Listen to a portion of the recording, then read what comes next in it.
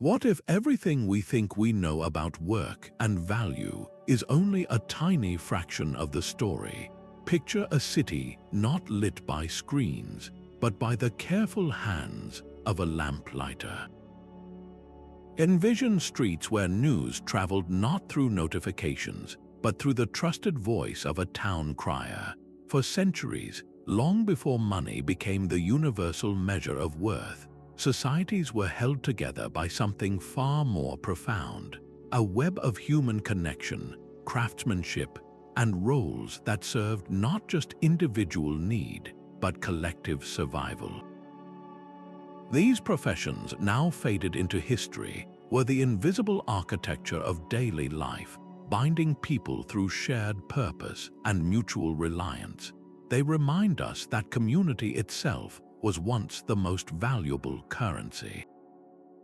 In this exploration, we're going to uncover 24 of these forgotten roles, each one a vital thread in the social fabric of pre-monetary urban life. From the knocker-upper who ensured workers began their day on time, to the ice cutter who harnessed winter's cold to preserve food through summer, these figures didn't just perform tasks. They sustained the rhythm, safety, and spirit of their cities. Their work was built on trust, skill, and face-to-face relationships, creating a world where people knew they belonged to something larger than themselves. In many ways, these roles embodied a kind of resilience and interdependence that modern life, for all its convenience, has often left behind. This journey into the past is more than a history lesson. It's an invitation to reimagine what community can mean today. By understanding how these professions fostered cooperation and meaning, we might find inspiration to rebuild those connections in our own lives. So settle in, and let's travel back to a time when value was measured not by what you had, but by what you contributed, and discover how the echoes of these lost professions can still speak to us now. To truly appreciate these forgotten professions, we need to step back in time and immerse ourselves in the rhythm of a pre-monetary city. Picture a bustling medieval square, not as a tourist attraction, but as a living, breathing organism. The air hums with the sound of hammers from the cooper's workshop and the distant call of the fishmonger. Money, as we understand it, is not the primary engine of daily life. Instead, a complex system of barter, mutual obligation, and community credit fuels interaction. A baker might trade bread for the blacksmith's repair work. A farmer might provide vegetables in exchange for the tailor mending a family's winter coats. Trust wasn't a bonus feature, it was the absolute bedrock of the entire economy. Your reputation and your word were your most valuable currencies, binding you to your neighbors in a web of reciprocal support. This interdependence created a social fabric where every individual's labor had a clear, visible impact on the collective well-being. Professions were not isolated careers but vital organs within the communal body. The Lamplighter's rounds didn't just light streets, they extended the hours for socializing and commerce, making the entire city safer and more vibrant. The town crier was more than a messenger, he was a living library, a trusted source of information who held the community together with shared news and decrees. The knocker-upper ensured the smooth operation of early industry, while the night soil collector, despite the unpleasant nature of his work, was a frontline defender of public health. Each role, from the esteemed clockmaker to the marginalized mudlark, was a recognized and necessary thread in the tapestry. The shift away from this model began with the gradual standardization of currency and accelerated dramatically with the Industrial Revolution. As coins and later paper money became the universal measure of value, transactions became faster, more efficient, and crucially, more impersonal. You no longer needed to know the person you were dealing with, you just needed to know the price. Factories centralized production, replacing the artisan's workshop and severing the direct connection between the creator, their craft, and their community. This new economic system brought incredible progress and material wealth, but it also began to erode the relational infrastructure that had sustained cities for centuries. Professions became jobs, tasks performed for a wage rather than roles performed for a community. The human element, the trust, and the shared purpose that defined the work of the fuller, the chandler, and the ferryman became increasingly abstracted. Understanding this historical context is essential because it reframes the disappearance of these roles. They weren't just made obsolete by technology, they were often displaced by a fundamentally different way of organizing human society, one that prioritized efficiency and scalability over resilience and relationship. As we explore each of these 24 lost professions, we're not just cataloging curiosities. We are uncovering a blueprint for a different way of living, one built on visible contribution and mutual aid. This backdrop of interdependency gives profound meaning to each story we are about to tell, revealing a pattern of human ingenuity that found ways to build and sustain community long before modern finance defined our world. Now, let's step into the shoes of one of these community pillars, the lamplighter, as the sun begins to dip below the horizon. In the growing twilight, his figure would become a familiar and welcome sight, a solitary sentinel embarking on his nightly ritual. His tool was a long pole tipped with a flame, and his canvas was the city itself. With a precise, practiced motion, he would reach up to each lamp post, bringing a warm, flickering glow to the glass enclosures that housed gas jets or oil wicks. This was not a quick flick of a switch. It was a methodical, street-by-street ceremony that transformed the urban landscape from a place of potential peril into a haven of activity and connection. The coming of night no longer meant the end of public life. Because of his work, the city could breathe a little longer. The impact of this simple act rippled through the entire community. Shopkeepers could extend their hours, catching the business of those finishing their own workdays. Cafes and pubs grew more lively as people felt safe to gather and socialize after dark. Couples could stroll, and families could visit neighbors without fear of stumbling on uneven cobblestones or unseen dangers lurking in the shadows. The lamplighter was, in a very real sense, an enabler of both economy and culture. But his role ran far deeper than just providing illumination. He was a watchful presence, a familiar face who knew the rhythms of his route and the people who lived along it. If a lamp was out, he fixed it. If he noticed a door left uncharacteristically ajar or heard a cry for help, he was often the first to raise the alarm, fetching a constable or a doctor. He was woven into the social fabric, a trusted node in the neighborhood's network of safety. This deeply human element is what makes the disappearance of the lamplighter so poignant. The advent of electric lighting was, without question, a marvel of progress. It was brighter, more reliable, and far more efficient. With the flip of a central switch, entire city blocks could be illuminated at once. But this incredible convenience came with a subtle, unintended cost: the erosion of a daily point of human contact. The electric lamp didn't need a friendly nod or a brief chat about the weather. It didn't notice if an elderly resident hadn't collected their milk that morning. The transition from gaslight to electric light was a transition from a system maintained by a community member to a system managed by an anonymous utility. The light itself became a commodity, consistent and bright, but also impersonal and detached. The story of the lamplighter is a powerful metaphor for a trade-off we continue to navigate today. We relentlessly pursue efficiency and automation, and in doing so, we often streamline away the very human interactions that foster a sense of place and belonging. We exchange the local shopkeeper for an algorithm, the town square for a social media feed. The Lamplighter's legacy asks us to consider what we value most. Is it pure, unadulterated convenience, or is it the irreplaceable warmth of a community built on familiar faces and shared responsibility?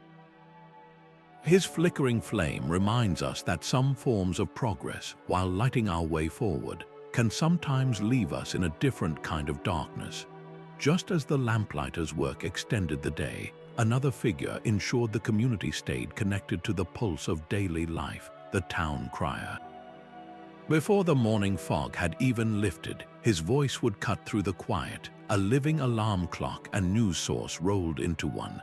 Clad in a distinctive, often elaborate uniform and ringing a heavy handbell to gather a crowd, he was a walking, talking bulletin board.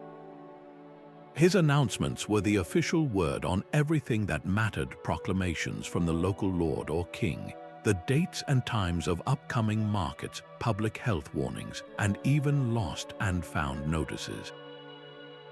In an era of widespread illiteracy, he was the primary conduit of information, the human link between the ruling class and the common citizen, and his presence turned any street corner into a temporary town square. The authority of the town crier didn't come from a loud voice alone. It was built on an unshakable foundation of trust. He was often a sworn official, appointed by the local government, and spreading false information was a serious crime, sometimes punishable by imprisonment. People had to believe that what he said was true, because his words would directly influence their actions, determining when they would bring their goods to market, how they would prepare for a visiting dignitary, or if they needed to take precautions against an outbreak of disease. This made him more than a messenger. He was a pillar of civic stability. Over time, the best criers became informal historians, their repeated proclamations weaving the ongoing story of the town. They were the keepers of local memory, their calls marking the passage of time not in minutes, but in events that shaped collective life. The decline of this deeply human institution wasn't sudden, but a gradual fading brought on by the printed word. As literacy rates rose and newspapers became cheap and widely available, the need for a spoken announcement dwindled. Why wait for the crier when you could read the news at your own convenience? This democratization of information was a monumental leap forward, putting power directly into the hands of the individual. Yet something intangible was lost in the transition. The newspaper was a private experience consumed in silence. It lacked the communal gathering, the shared moment of reception, and the ceremonial weight of the crier's performance. The news became a commodity to be consumed individually, rather than a shared ritual that reinforced community bonds. This shift echoes profoundly in our current digital age, where information is more abundant and accessible than ever, yet trust and community are often in short supply. Our news feeds are personalized and algorithmically driven, often isolating us in echo chambers rather than bringing us together on common ground. We have countless sources, but a dearth of universally trusted figures. The town crier's legacy challenges this model. It asks us whether our modern media, for all its incredible reach and speed, could benefit from reintegrating a sense of ceremony, of official reliability, and of shared public experience. Imagine if important civic news was delivered not just through a sterile push notification, but through a designated, trusted community figure in a public space, fostering conversation and collective understanding. The town crier reminds us that how we share information is just as important as the information itself, and that true communication has always been about more than just transmission. It's about connection. While the town crier kept the community informed, another profession ensured it actually got out of bed on time to put that information to use. In the pre-dawn gloom of industrial cities, a soft tapping would echo through the silent streets. It wasn't a branch against a pane or the patter of rain. It was the sound of a knocker-upper at work. Before alarm clocks were reliable or affordable for the working class, this was the human solution to the age-old problem of waking up. Armed with a long, flexible pole, often made of bamboo or willow with a wire brush on the end, or sometimes just a bag of dried peas for gently tapping on upper-story windows, these men and women performed a service that was as simple as it was vital. This wasn't just a mechanical task, it was a profession built on profound familiarity and trust. A knocker-upper didn't just have a route, they had a relationship with their entire neighborhood. They knew which factory worker needed to be roused at 4 in the morning for the earliest shift, and which clerk could sleep until 6. They knew which windows belonged to heavy sleepers who required a persistent rat-a-tat-tat, and which clients would spring awake at the slightest noise. Some even developed specific, recognizable rhythms for each house, a personal wake-up code. For this incredibly personalized service, they might be paid a few pence a week, often collected on a Friday, making them a small but fixed part of the household economy. In many ways, they were the first point of human contact in the day, a friendly, familiar face in the murky half-light who connected the private world of the home to the public rhythm of industry. The knocker-upper's role was a direct response to the rigid demands of the factory clock. The agrarian world had woken with the sun, but the industrial age demanded synchronization. A minute's lateness could mean a docked wage or even dismissal. The knocker-upper was the crucial human cog in this new machine of punctuality, ensuring the entire workforce was activated in time to keep the engines of industry humming. Yet the very progress this profession enabled ultimately led to its extinction. As mass production drove down the cost of clockwork alarms, the personal, human wake-up call became an unnecessary expense. The tinny ring of a bell on a bedside table was cheaper and never missed a day, and by the middle of the 20th century, the knocker-upper had faded into memory.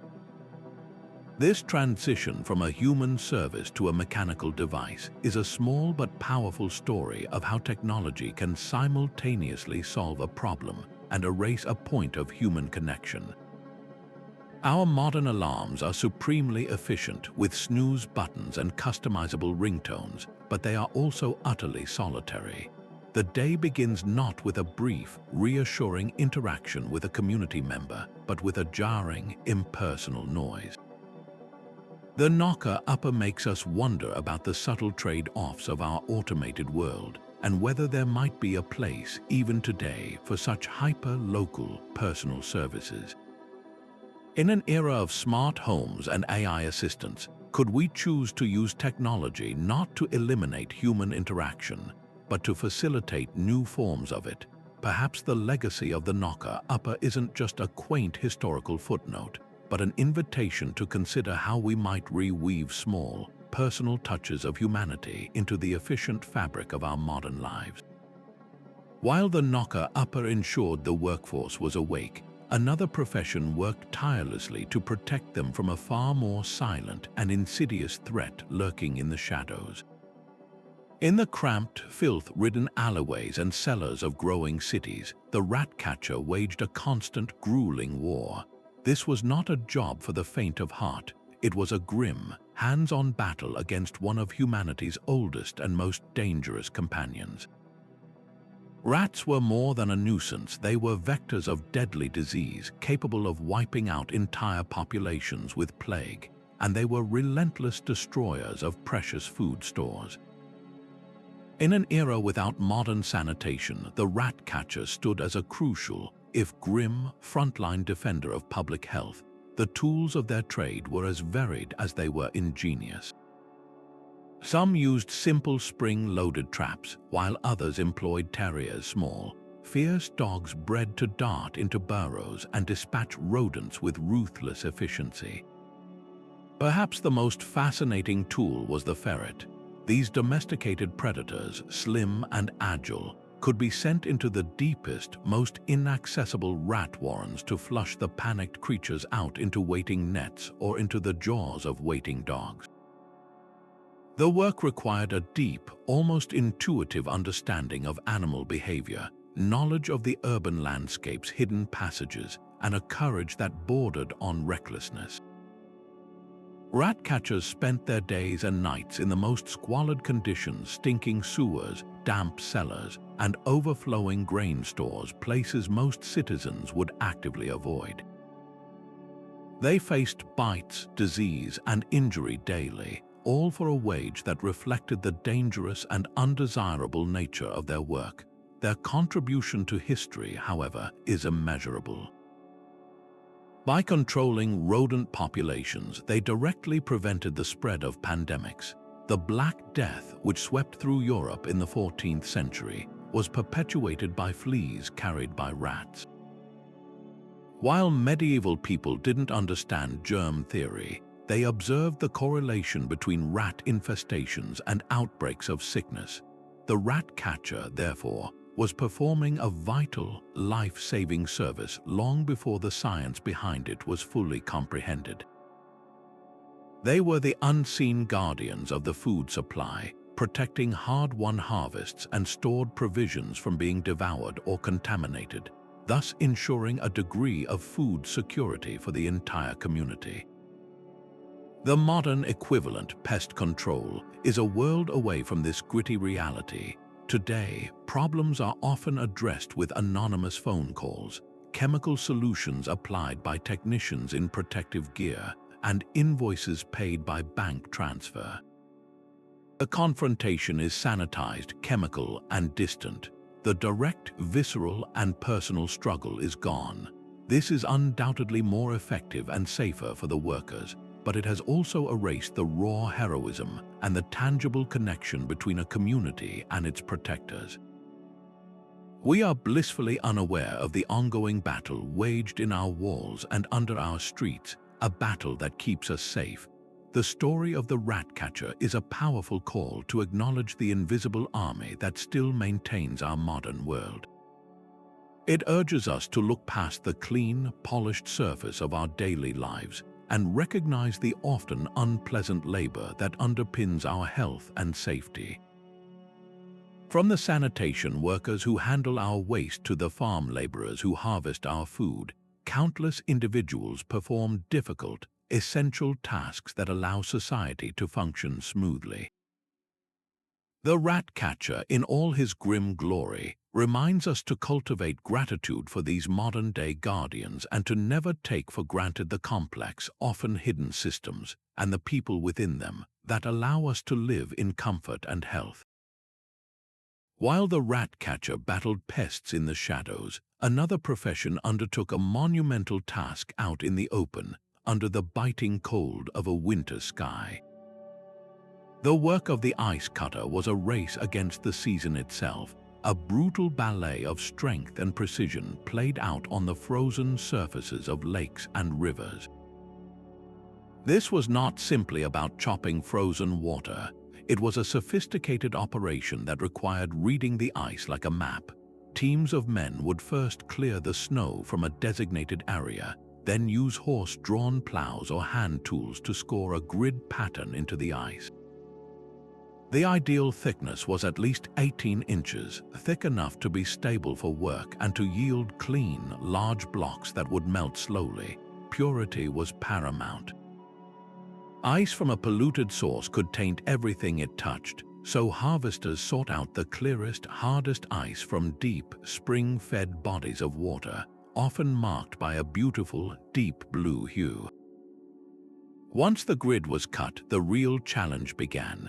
Using long saws and prying bars, the workers would break the massive blocks free and guide them along open channels of water toward a conveyor system that lifted them onto wagons. The air would be filled with the sounds of cracking ice, shouting men, and the groan of straining equipment. It was phenomenally dangerous work. A misstep could send a man into the frigid water, weighed down by heavy wool clothing, with a high risk of hypothermia or drowning. A shifting ice floe could trap a limb or crush a worker. They endured frostbite, exhaustion, and the constant, bone-chilling dampness that came with the job, all for the crucial purpose of capturing winter's cold to use against summer's heat. This harvested ice wasn't just left in piles. It was rushed to specially designed ice houses where the blocks were meticulously stacked and insulated with vast quantities of sawdust or straw. These structures, often built partially underground with thick walls, acted as giant thermoses, slowing the melting process to a crawl. A well-built ice house could preserve its frozen treasure for months, creating a stockpile that would last deep into the following year. This ingenious method of storage transformed ice from a seasonal occurrence into a year-round commodity, setting the stage for the next critical link in the chain: delivery. The ice deliveryman then became a welcome, familiar figure in city streets and rural lanes alike.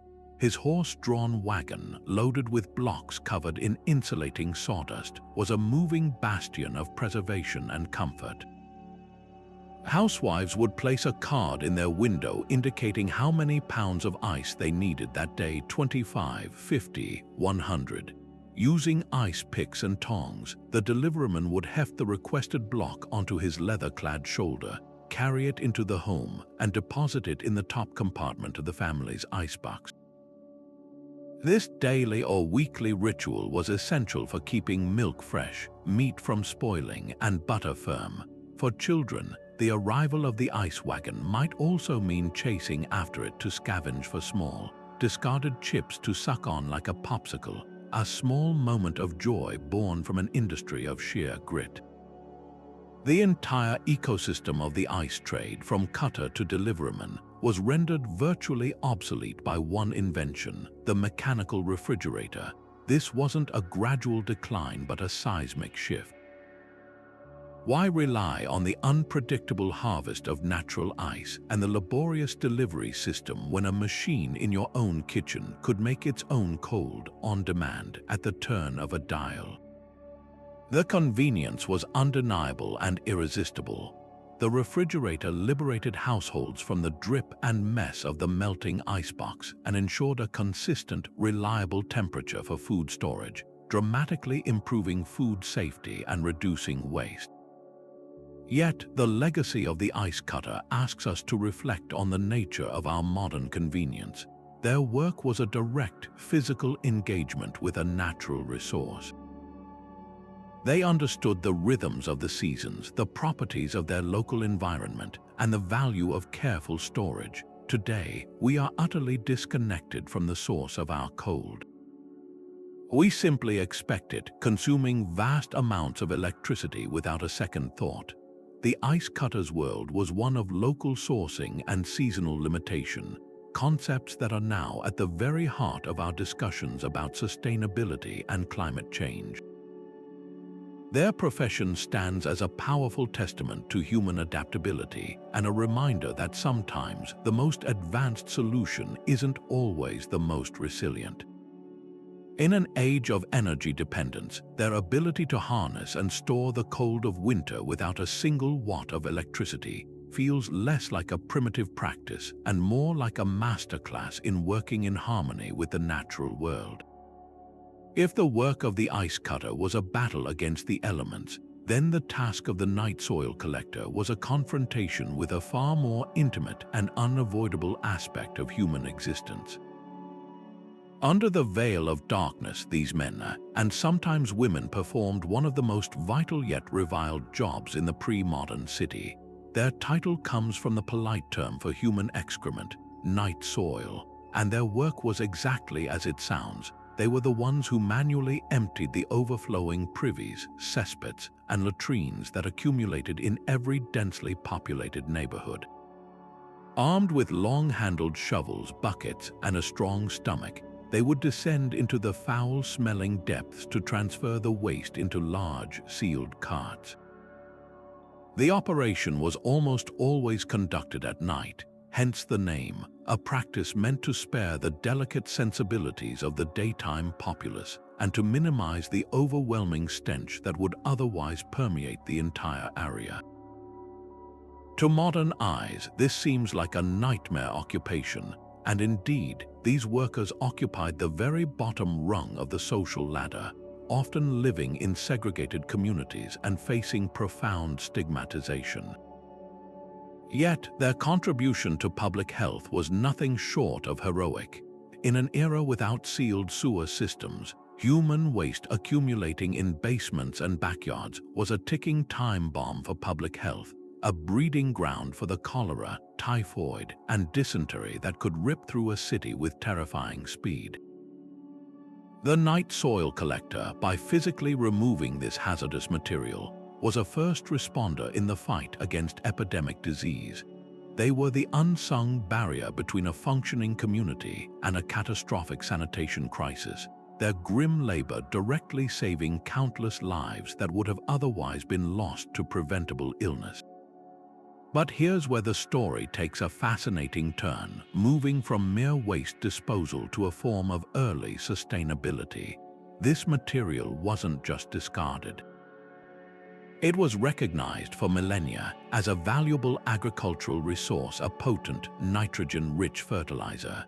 The night soil collector was not just a remover of waste, he was a crucial link in a closed-loop nutrient cycle.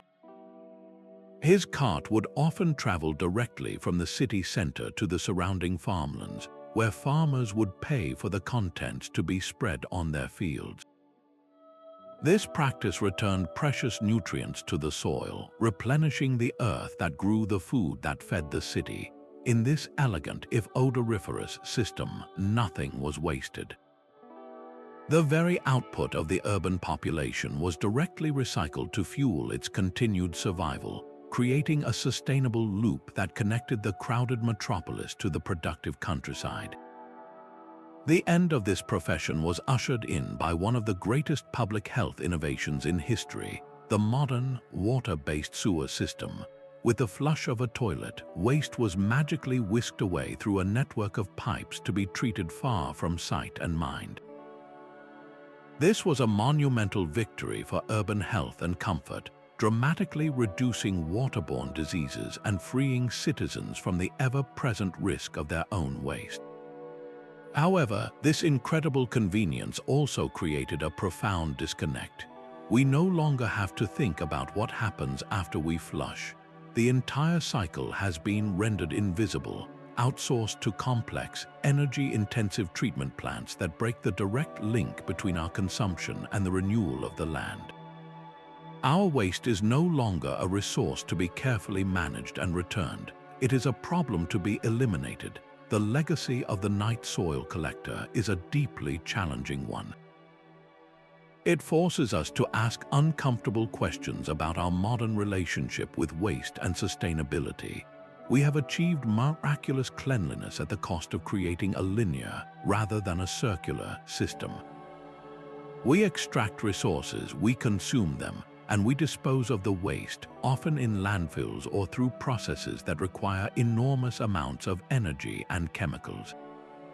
The night soil collector, for all the unpleasantness of his work, embodied a principle we are only now, in the face of climate change and resource scarcity, struggling to rediscover: the principle of circularity.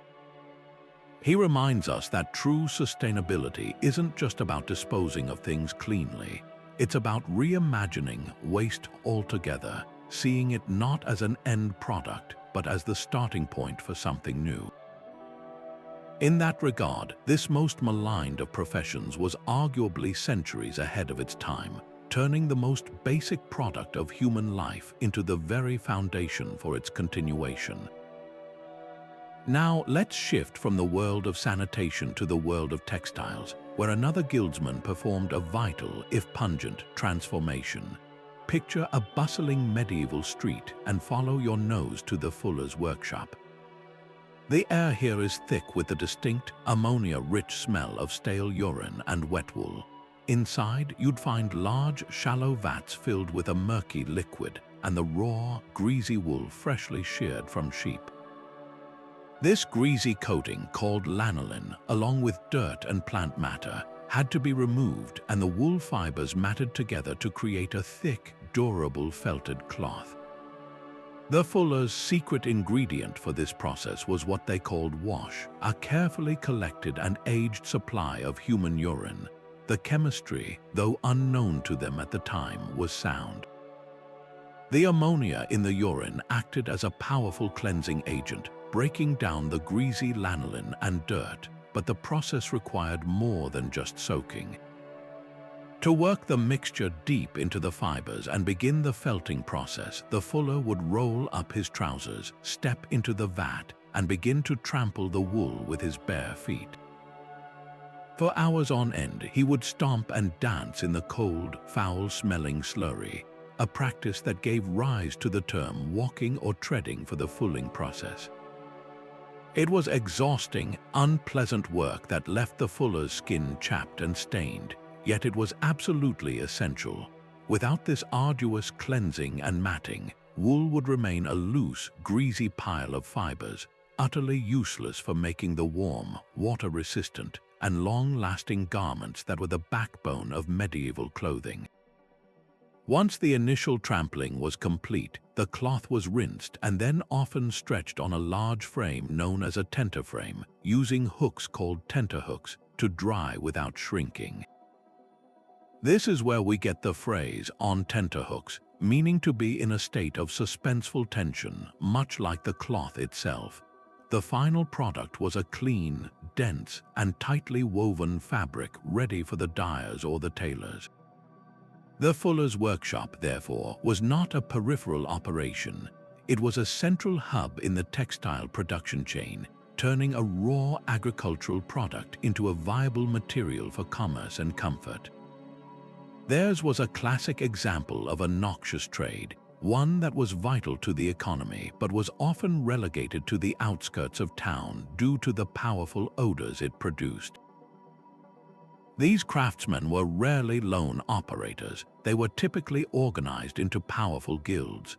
These associations were more than just early unions. They were the keepers of quality control, the setters of prices, and the protectors of trade secrets.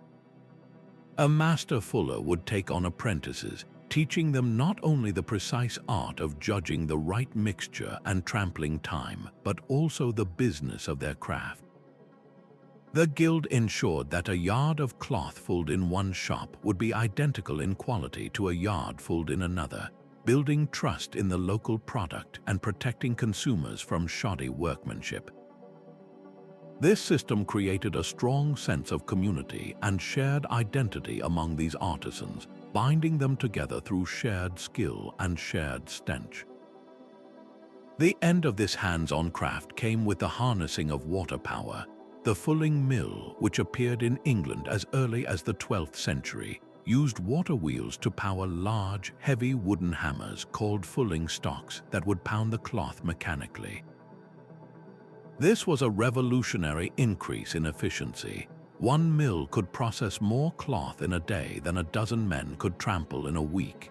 It marked a decisive shift from human-powered craftsmanship to machine-aided industry. While these mills still required skilled workers to oversee them, they fundamentally changed the relationship between the artisan and his material.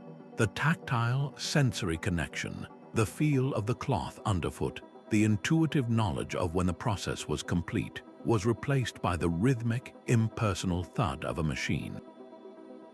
The legacy of the fuller is woven into the very fabric of our history, a reminder that our ancestors' daily lives were intimately connected to processes that were organic, messy, and physically demanding. We slip on a wool sweater today without a thought to the complex, odorous alchemy that transformed a fleece into felt.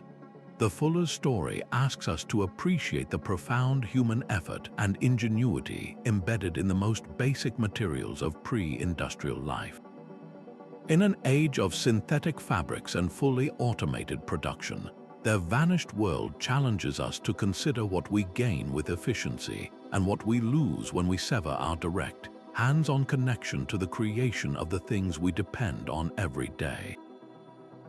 While the fuller worked with the tangible world of cloth and urine, another figure operated in the smoky, mysterious space between the physical and the philosophical, pursuing goals that seemed to border on magic. The alchemist's workshop was a world apart, a cluttered sanctuary filled with the gurgle of boiling flasks, the glow of furnace fires, and the scent of strange minerals and herbs. To the outside eye, their quest seemed like pure fantasy, the desire to transmute base lead into priceless gold, to discover a universal elixir that could grant eternal life, and to uncover the philosopher's stone, a substance believed to hold the key to all these mysteries. Yet, to dismiss them as mere mystics or frauds is to completely miss their profound contribution to the story of human knowledge. They were, in truth, the pioneering ancestors of modern chemistry and pharmacology, operating with a unique blend of spiritual yearning and hands-on experimentation. Their work was guided by a rich symbolic and philosophical framework. Alchemy was not just a technical process, it was a spiritual journey. The transformation of metals was seen as a metaphor for the purification and perfection of the human soul. This deeply held belief meant that their experiments were meticulous, painstaking, and often conducted in secret, with formulas written in elaborate codes and allegorical drawings to protect their knowledge from the uninitiated. They developed and perfected many of the fundamental tools and techniques that would become the bedrock of all future science: distillation, fermentation, purification, and the careful documentation of reactions between substances.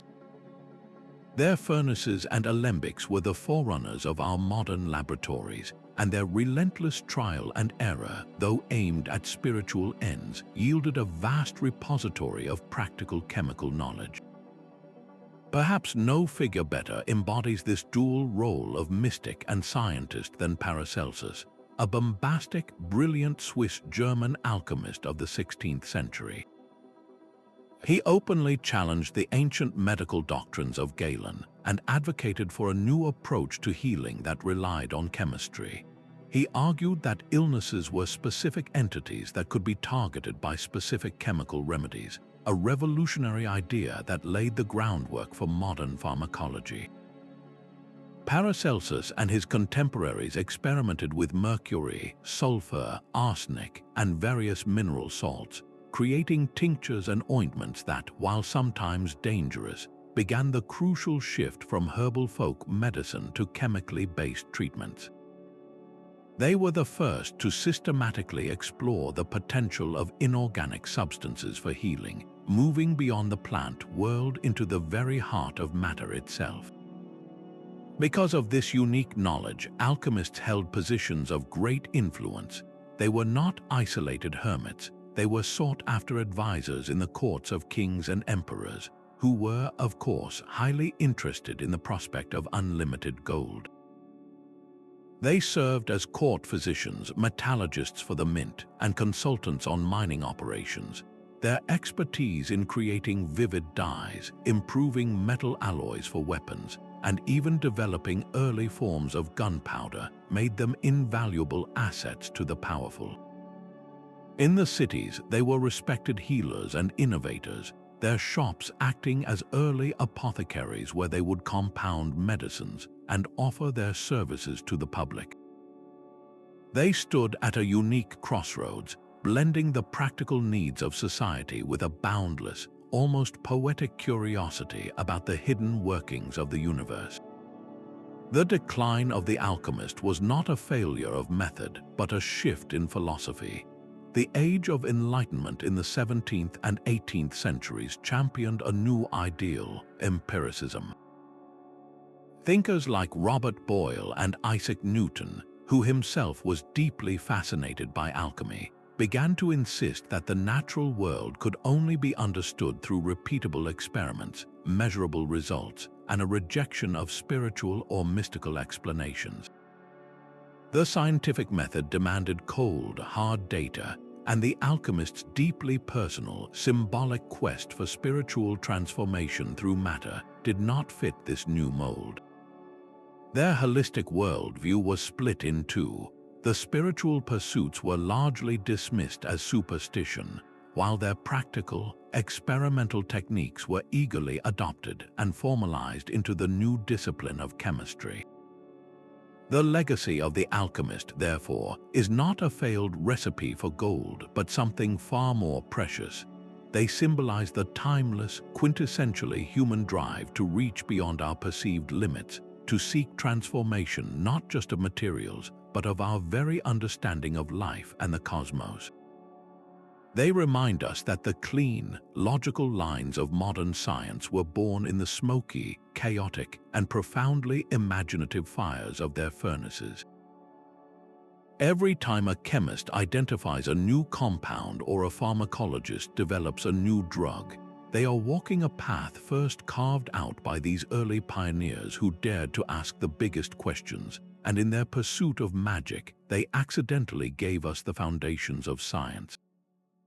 While the alchemist sought to unlock the secrets of the physical world, another profession held the key to a different kind of power, entirely the power of the written word.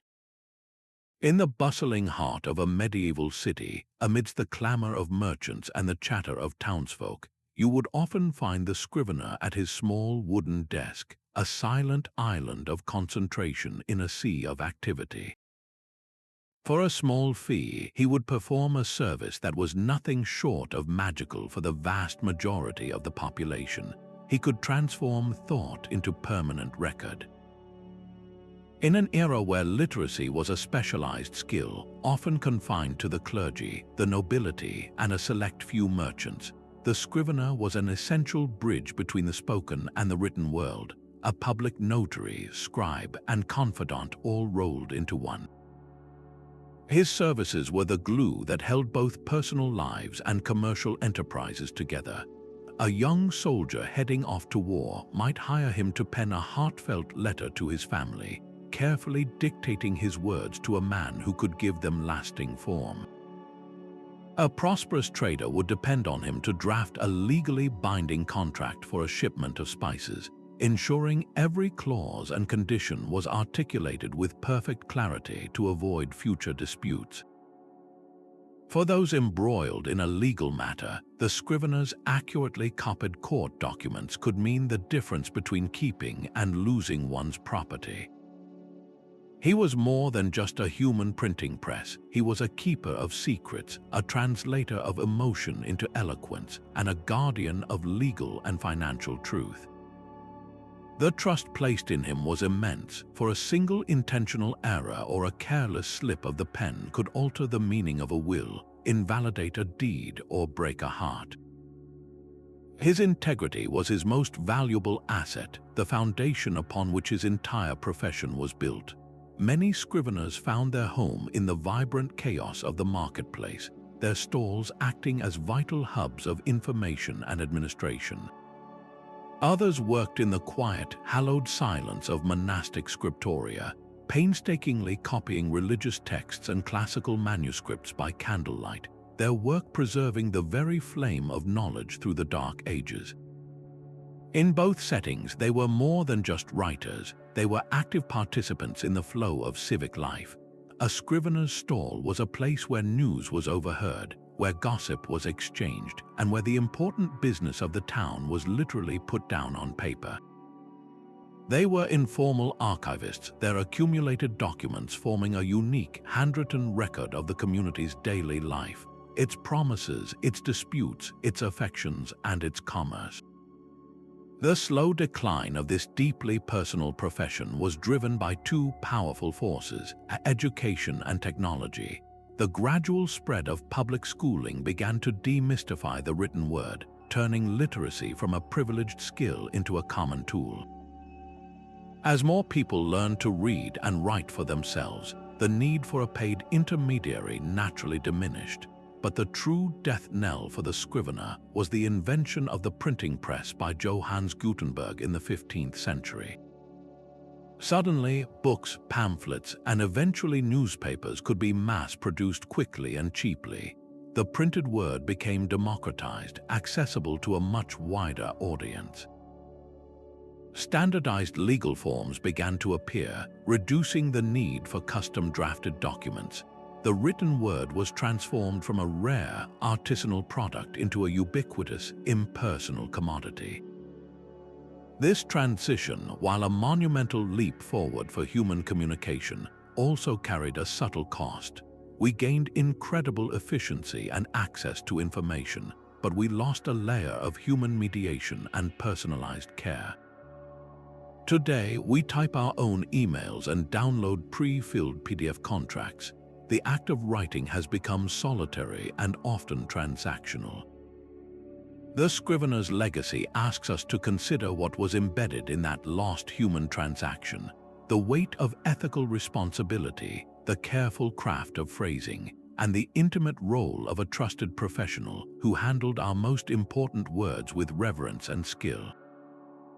In a world now saturated with text, where we communicate more than ever but often with less deliberation, the figure of the Scrivener stands as a powerful reminder that words are not just tools, they are vessels of meaning, and handling them has always been a sacred trust. As the last echoes of the town crier's bell faded and the lamplighter's glow settled over the cobblestones, a different kind of figure began his rounds. The night watchman was the original guardian of the peace, a familiar and reassuring presence in the inky blackness of the pre-modern city. His uniform was often little more than a heavy cloak and a stout club, his tools a flickering lantern to push back the shadows and a sharp whistle to pierce the silence and summon help. His beat was not just a random patrol route. It was his territory, a web of alleyways and courtyards he knew with an intimate familiarity that no map could ever capture. He knew which creaking gate was just the wind and which was a sign of trouble. He knew the families behind each door, their routines, their quarrels, and their secrets. This deep, hyper-local knowledge was his greatest weapon and the very essence of his effectiveness. This system of policing was fundamentally different from what we know today. Watchmen were not highly trained professionals dispatched from a central station. They were often drawn from the community itself. Some were volunteers fulfilling a civic duty, while others were low-paid appointees, sometimes even conscripted into service. This meant that the line between the watcher and the watched was incredibly thin. The watchman walking his rounds was not an imposing outsider representing a distant authority. He was a neighbor, a local tradesman, or even the son of a nearby shopkeeper. His authority was rooted less in formal power and more in communal consent and personal relationships. He embodied the principle of communal self-policing, where safety was a shared responsibility, and the first line of defense was a network of familiar faces looking out for one another. His primary role was one of prevention. His visible presence was meant to deter wrongdoing, and his sharp ears were tuned for the sounds of a struggle, the crackle of a fire, or the cry of someone in distress, making him as much a first responder as a law enforcer. The transition from this localized watch system to a formal, professional police force was a gradual transformation driven by the immense pressures of urbanization and industrialization. As cities exploded in size and complexity, the old model began to fray. A volunteer watchman, no matter how well-intentioned, was ill-equipped to handle the organized crime, widespread civil unrest, and sheer scale of problems in a sprawling metropolis. The need for a more disciplined, coordinated, and efficient response became undeniable.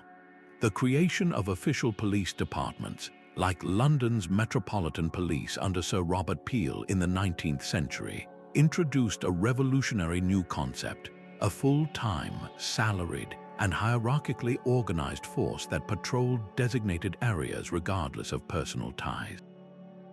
This new system brought undeniable benefits: standardized training, faster response times, and the resources to investigate complex crimes. Order could be maintained on a much larger scale. Yet, this leap in efficiency came with a subtle but profound trade-off. a growing detachment from the very communities the police were meant to serve. The professional constable was a figure of the state, transferred from precinct to precinct, following orders from a central command. His relationship with the public shifted from one of familiar neighbors to one of authority and suspicion. The intimate, relational knowledge of the old watchman, knowing that the shouting from number 24 was just old man Higgins arguing with his cat again, was replaced by an anonymous, protocol-driven response. This loss of grounded context, while creating a more impartial system, also built walls of formality and sometimes fear between the police and the populace, an issue that continues to resonate in modern discussions about law enforcement. The legacy of the town watchman, therefore, is not a call to abandon modern policing, but a powerful reminder of what that system has lost. His ghost walks alongside today's debates about community policing, a strategy that consciously seeks to rebuild those very bridges of familiarity and trust. The Watchman's ethos challenges us to find a better balance between the necessary authority of the state and the irreplaceable value of local intimacy. It suggests that true public safety might not come from more surveillance or heavier weaponry, but from reinvesting in the simple, profound power of knowing and being known by your community. In the end, the Watchman's flickering lantern illuminates a timeless truth: that safety is not just a service provided by professionals, but a feeling cultivated by connection. Now, let's turn our attention from the written word to the world of wood and iron, where another artisan's skill was so fundamental to commerce that it literally shaped the course of history. The rhythmic clang of a hammer on metal hoops and the sweet scent of freshly planed oak would have signaled the heart of a cooper's workshop. This was no simple carpentry. It was a discipline of exquisite precision, a form of three-dimensional puzzle solving where every stave had to be shaped by hand to curve perfectly against its neighbors, all held together under the immense pressure of forged iron bands. The cooper's ultimate goal was deceptively simple yet incredibly difficult to achieve: a perfectly airtight seal.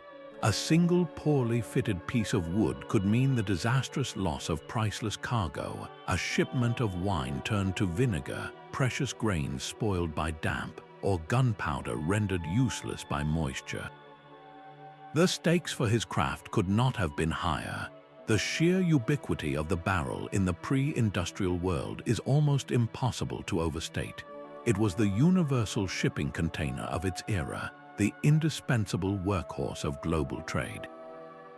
Every major commodity, from salted fish and pickled vegetables to nails, tobacco, and flour, was stored and transported in barrels. The wine and spirits industries were utterly dependent on them, not just for storage but for the aging process that gave these drinks their complex flavors and character through a slow, gentle interaction with the wood. On the high seas, barrels were absolutely critical. They held the fresh water and salted meat that kept crews alive on voyages that could last for months. The cooper's handiwork literally fueled the age of exploration, enabling ships to venture further than ever before. Without his durable, watertight, and remarkably resilient containers, the long-distance trade routes that built empires and connected continents would have been unimaginable. He was not a peripheral figure. He was a central pillar in the architecture of the entire global economy. Within the cooper's trade, there was a fascinating hierarchy of specialization. A master cooper wasn't just a master of one thing. He was often a master of several distinct crafts under one roof. The wet cooper crafted tight barrels designed to hold liquids, the most demanding and prestigious form of the craft, requiring the most exacting skills to prevent any leakage. The dry cooper made slack barrels for storing dry goods like grains, nails, or tobacco. These required less precision but still had to be sturdy enough to withstand the rigors of transport. Then there was the white cooper, who specialized in creating household utensils like buckets, tubs, churns, and butter paddles, the everyday objects that were essential to domestic life. Each specialization required its own unique knowledge, from selecting the right type of wood, oak for strength and flavor, pine for lightness, to the precise art of toasting the inside of a barrel to impart specific notes to a vintage wine or fine whiskey. This was a knowledge system built over generations, often passed down from father to son within family-run workshops that became local institutions. The workshop itself was a symphony of specialized tools: the jointer plane for shaping the edges of staves, the hollowing knife for carving the inner curve, the sun, which was a large compass used to check the curvature of the barrel's head. The process was a physical marvel. After carefully assembling the staves into a temporary ring, the cooper would slowly heat the wood over a fire to make it pliable. Then, using a windlass and rope, he would crank the temporary hoops, forcing the staves to bend inward into that iconic barrel shape in a dramatic display of tension and torque. It was a blend of brute strength and delicate finesse, a dance between the artisan and his materials. The decline of this essential craft was a direct result of industrialization's relentless drive for standardization and efficiency. The late 19th and early 20th centuries saw the rise of mass-produced alternatives: metal drums, cardboard boxes, and eventually plastic containers. These new options were cheaper, lighter, and faster to produce. They didn't require a highly skilled artisan spending days on a single container. They could be stamped out by a machine in minutes. For most industries, the economic argument was overwhelming. Why pay for a handmade oak cask when a uniform steel drum would do the same job for a fraction of the cost? One by one, the markets for the cooper's work dried up. The dry cooper was the first to vanish, replaced by sacks and cardboard. The white cooper's trade was decimated by the advent of enamelware, galvanized steel, and eventually plastic housewares. Even the wet cooper, the aristocrat of the trade, saw his domain shrink to a few niche, high-end markets like the wine and whiskey industries, where the unique qualities of wood are still valued for aging. The story of the cooper is a powerful parable about the hidden costs of our disposable culture. We traded the enduring, repairable, and naturally beautiful barrel for the cheap, single-use, and often environmentally damaging container. A well-made barrel could last for decades, even centuries, and could be repaired, rehooped, and reused almost indefinitely. Our modern packaging is designed for a one-way trip to the landfill. The cooper's legacy asks us to look at the everyday objects that surround us and question their lifespan. It urges us to value durability over disposability, to appreciate the craftsmanship embedded in functional objects, and to consider the deeper story of how things are made. In an age grappling with the consequences of plastic pollution and wasteful consumption, the cooper's workshop stands as a quiet testament to a different way of thinking, one where things were built to last, to be cherished, and to tell a story of human skill with every use. While the cooper shaped the containers that held a city's goods, another artisan crafted the very substance that pushed back the darkness and defined the rhythm of daily life. Step into the world of the chandler, where the air was thick with the warm, greasy scent of melting tallow and the faint, honeyed perfume of beeswax. This was not a hobby, it was a complex and vital craft, a delicate alchemy that transformed raw, often unpleasant materials into the precious commodity of light. The chandler's workshop was a place of constant, careful heat, where animal fats, usually from sheep or cows, were meticulously rendered in large kettles to separate the pure, usable tallow from the leftover gristle and impurities. This process required a keen eye and a steady hand, as overheating could ruin the entire batch, filling the space with the acrid smell of burnt fat. For those who could afford a cleaner, brighter burn, there was beeswax, a more expensive and luxurious material harvested from hives, and bayberry wax, painstakingly gathered from the boiled berries of the coastal shrub, which emitted a uniquely pleasant fragrance when lit. Each material had its own properties, its own seasonality, and its own place in the social hierarchy of light. The actual making of the candles was a study in patience and technique. There were two primary methods, each with its own rhythm. The first was dipping, where cotton wicks, often spun by the chandler's own family, were suspended from a frame and repeatedly dipped into the vat of molten wax, building up layer upon thin layer until they formed a sturdy, usable taper. This was a slow, meditative process, a dance of submersion and cooling that could take all day to produce a single batch. The second method was molding, where the liquid wax was carefully poured into tin or wooden molds to create more uniform, often decorative candles. This was where the chandler's artistry truly shone, creating intricately shaped candles for religious ceremonies, festive celebrations, or the dining tables of the wealthy. The chandler's role, however, extended far beyond illumination. From the same vats of rendered fat came other household essentials, coarse, effective soaps for cleaning and laundry, and simple lubricants for squeaky wagon wheels or stubborn tools. This diversification made the chandler's shop a one-stop destination for the practical chemistry of daily living, a crucial node in the domestic economy of every home. The light produced by these candles did more than just allow people to see after sunset. It fundamentally shaped human experience. It dictated the pace of the evening. A single candle meant a time for quiet, close-knit activities, mending clothes by its faint glow, reading a book aloud to the family, or sharing a simple meal. The quality and number of candles burning were a direct indicator of a household's wealth and status.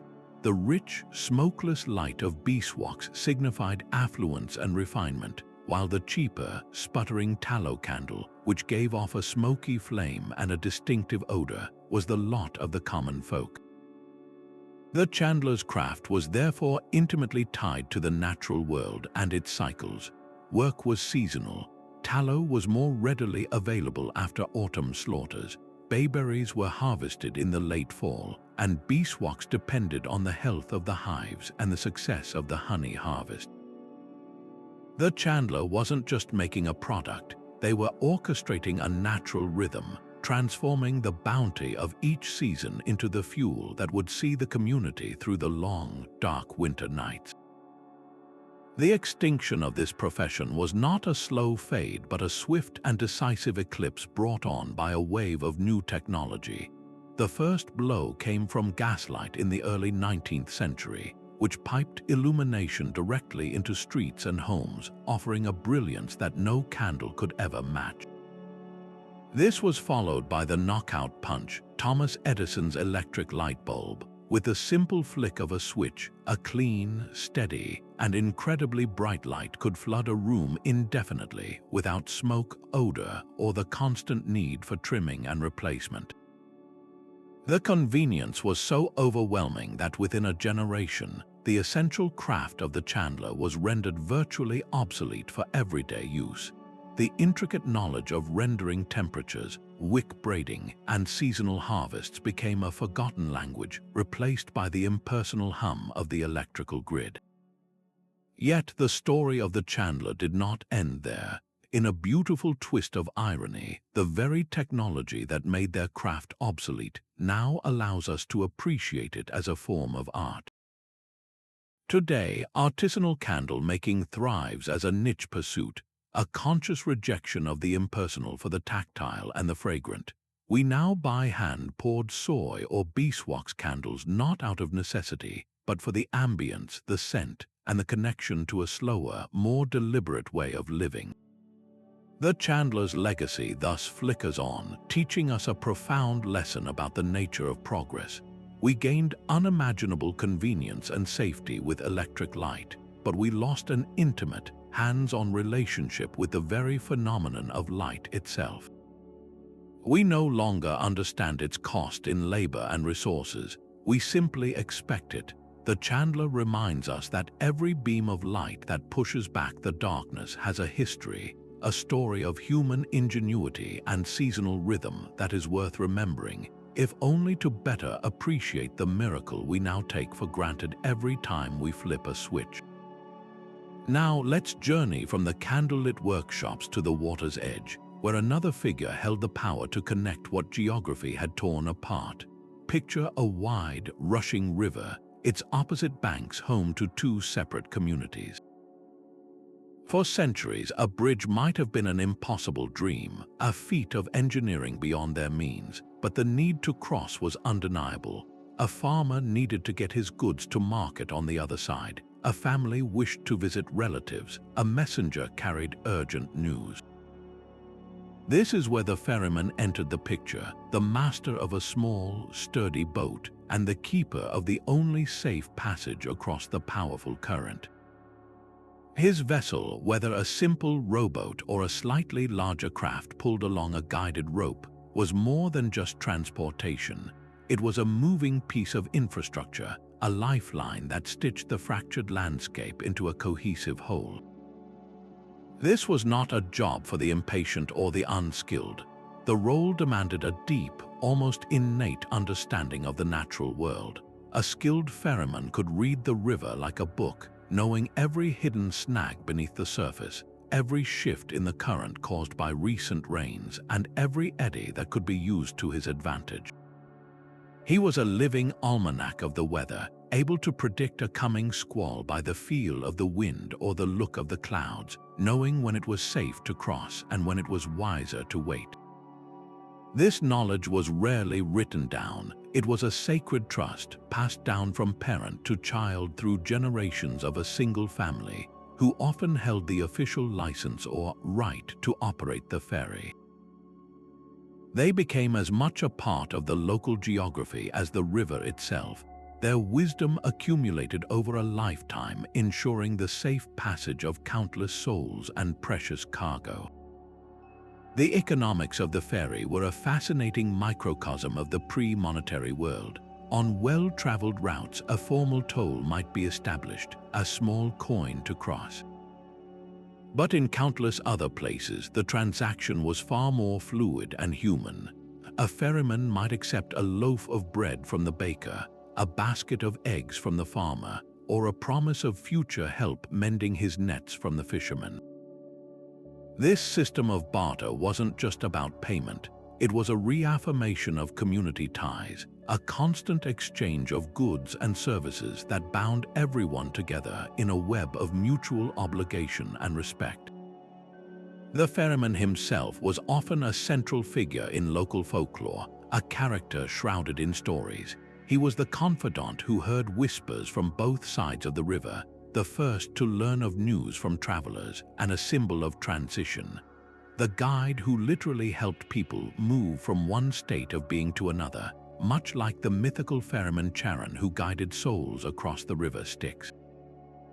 The slow fade of this ancient profession was driven by the very symbol of solid, permanent connection, the bridge. As engineering advanced and economies grew, building a sturdy bridge became a monumental declaration of progress and unity. A bridge never slept, never charged a toll based on who you were, and was unaffected by bad weather.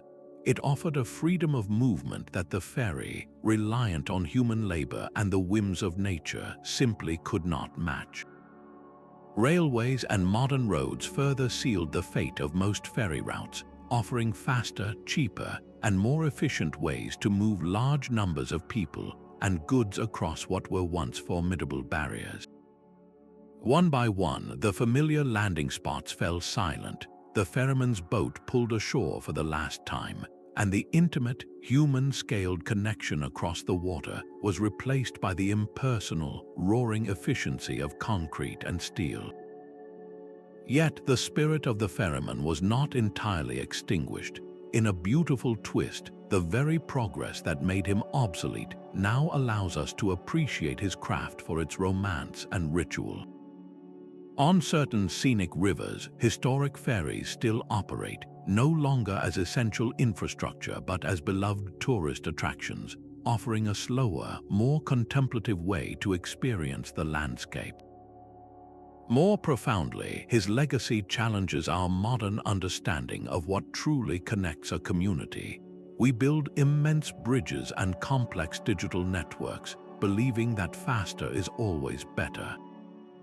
But the Ferryman reminds us that connection is not just about velocity and volume. It is also about the journey itself, the human interaction, and the shared experience of passage.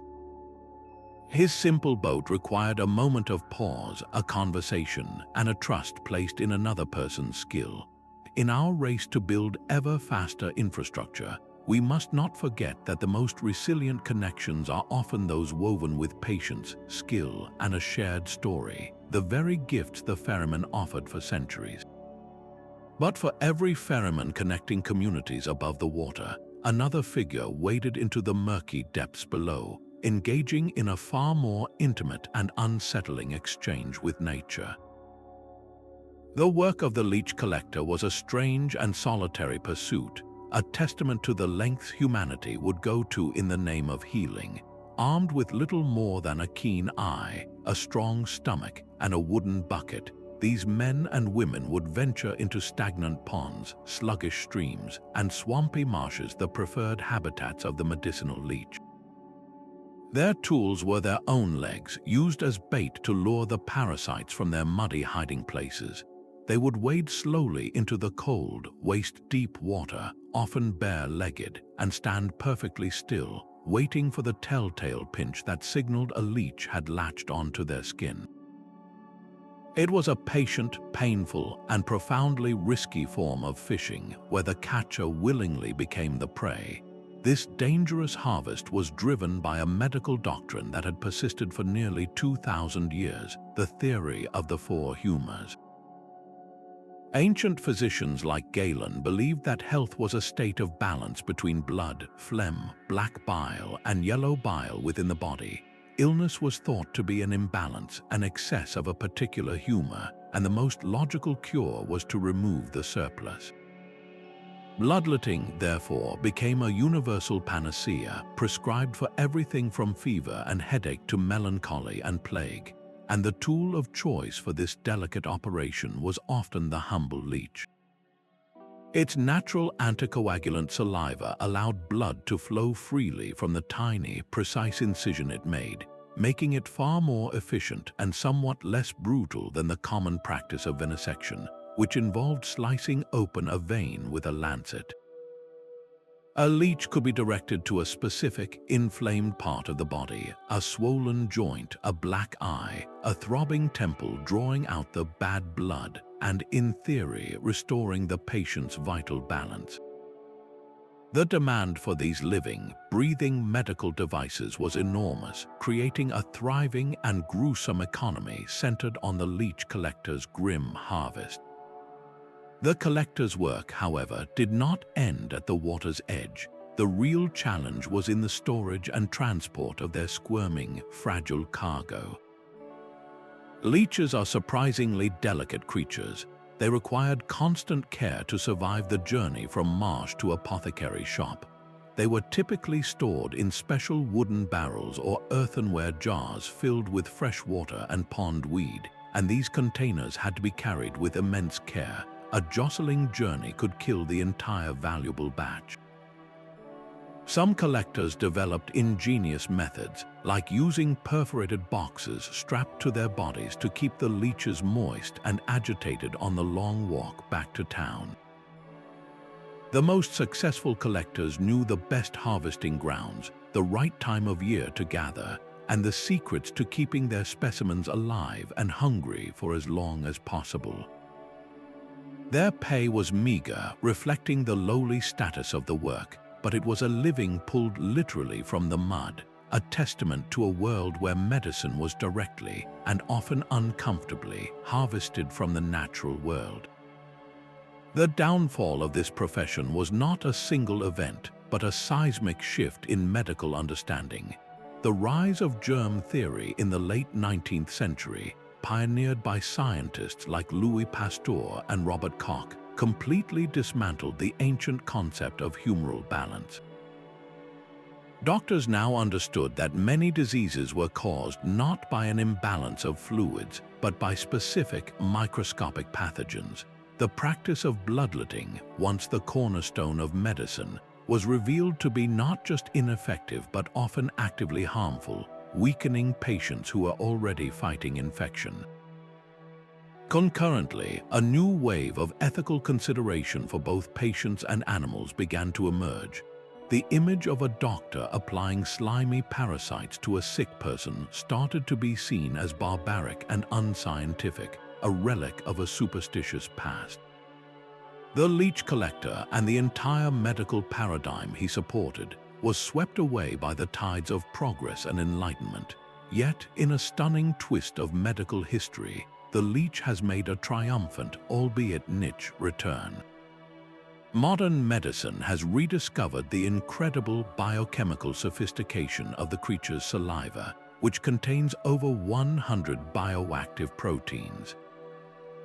One of these, a potent anticoagulant called hirudin, is now used in microsurgery, particularly in the reattachment of severed fingers, toes, and ears. In these procedures, surgeons successfully reconnect arteries to bring blood in, but the tiny veins, which are much more difficult to suture, often become clogged with clots, threatening the tissue with death by congestion. By strategically applying sterile, farm-raised leeches to the site, doctors can use the parasite's natural abilities to create a steady flow of blood from the wound, preventing venous congestion and allowing the body time to heal its own microscopic vein. The leech is no longer a tool for balancing imaginary humors, but a precise, living medical device, a partner in the intricate dance of reconstructive surgery. The story of the leech collector, therefore, is one of the most profound in our list. It is a story of how a practice based on complete scientific fallacy could still, through a strange accident of biology, contain a kernel of genuine utility. It illustrates the messy, non-linear path of medical progress, where old ideas are not always entirely wrong, just misunderstood. The collector himself stands at a forgotten crossroads, a figure who endured hardship and danger based on a theory we now know to be false, yet whose harvest ultimately contributed to a legacy that continues to save lives today. His ghost challenges us to look at the natural world not as a catalogue of outdated remedies, but as an untapped library of complex solutions, waiting for our science to become sophisticated enough to understand them. From the murky waters where leech collectors waded, we now turn our attention skyward to the soaring steeples and town squares where another artisan's work literally resonated through the entire community. The bellfounder's craft was a sublime fusion of earth and air, of brute force and delicate artistry. His workshop was not a quiet place. It was a realm of roaring furnaces, hammered metal, and the intense, focused energy of creating an object designed not to be seen, but to be heard for miles around. To cast a great bell was to undertake a monumental act of public service, creating a voice for the community itself, a voice that could mark moments of joy, solemnize times of grief, warn of impending danger, and call citizens to collective action. This was more than metalworking. It was a form of frozen music, a permanent installation of shared sound. The process began not with molten metal, but with meticulous geometry and sculpting. A core of brick and loam was first built to form the bell's inner shape. Over this, a false bell, known as the cope, was carefully crafted from wax and tallow, its outer surface painstakingly shaped and smoothed to the exact final dimensions. This wax model was then intricately decorated with inscriptions, religious symbols, or heraldic crests, each one carved by hand. The entire assembly was then encased in a thick clay mold. The critical moment came when the foundry fire was stoked, heating the mold until the wax melted and drained out through specially designed channels, leaving a perfect hollow cavity between the core and the outer cope. This ancient technique, known as lost wax casting, was a high-stakes gamble. Any flaw in the mold, a trapped air bubble, a crack from the heat, could mean a catastrophic failure, wasting months of labor and a fortune in precious metals. The pouring of the bronze, an alloy typically of 78% copper and 22% tin, was a spectacular and dangerous event. The searing, liquid metal, glowing with an unearthly orange light, was channeled into the mold in a continuous, controlled stream, a test of the team's skill and courage. Then began the long, anxious wait for the casting to cool, to see if their efforts had produced a masterpiece or a ruin. The true magic, however, lay in the tuning. A newly cast bell does not ring with its famous clear tone. It groans with a dull, discordant clang. Its final voice had to be literally carved out by hand. Using lathes and fine chisels, the founder would shave minute amounts of metal from the bell's inner lip, carefully shaving and testing, until the fundamental note and its harmonic overtones achieved a perfect, harmonious relationship. This was an art passed down through generations, a secret knowledge of acoustics and metallurgy that turned a lump of metal into a precision musical instrument. The specific tonal quality, or timbre, of a bell, what gives a bell from one foundry its distinct character from another, was often a fiercely guarded secret of the alloy mixture, a recipe known only to the master founder and his apprentices. These men were not just smiths, they were the composers of a city's soundscape, and what a soundscape it was. The bell's voice was the auditory heartbeat of daily life. The tolling of the church bell marked the canonical hours, structuring the day around prayer and work. The rapid, frantic ringing of the tocsin was a universal signal of fire or invasion, sending a jolt of adrenaline through the entire populace. The solemn, deep boom of a passing bell announced a death in the community, a sound that would prompt listeners to offer a prayer for the departed soul. Bells celebrated victories, welcomed newborn heirs, and gathered citizens for public announcements. The sound was inescapable and communal. It wove the private lives of individuals into the public rhythm of the town, creating a shared auditory experience that everyone, from the lord in his manor to the beggar in the street, understood instinctively. The silencing of this craft was a slow, quiet fading, driven by changing tastes and new technologies. The Gothic Revival architecture that prized grand bell towers gave way to modernist designs that had no place for them. More practically, electronic amplification and recorded carillons offered a cheap, maintenance-free alternative. Why endure the immense expense and complexity of casting, hanging, and maintaining a 5-ton bell when a loudspeaker could play a digital recording of one? The shift was one from authenticity to simulation, from a unique, physical object rooted in a place to a reproducible, disembodied sound. The deep, community-shaking physical vibration of a great bell, felt in the chest as much as heard by the ears, was replaced by a mere auditory signal. The legacy of the bellfounder, therefore, rings out as a question about the nature of our shared experience. We live in a world of personalized soundtracks, of earbuds and private playlists. Our public alerts are beeps and buzzes on personal devices. The bell was the antithesis of this, an involuntary, collective sound that bound everyone within earshot into a single moment. Its decline represents a loss of a certain kind of communal cohesion, a shift from a public, acoustic commons to a private, digital one. The bellfounder's ghost asks us to consider what we listen for together now, and what sounds, if any, still have the power to stop us all in our tracks and unite us in a single, shared feeling. He invites us to listen for the fading notes of that collective world in our own fragmented soundscapes. While the bellfounder's craft filled the air with sound, another artisan worked to shelter the world beneath it, creating a silent sanctuary from the elements using little more than what the earth provided. The Thatcher's material palette was a gift from the landscape itself. Long, golden reeds harvested from riverbanks, sturdy straw threshed from the harvest, or fragrant, resilient heather cut from the moorlands.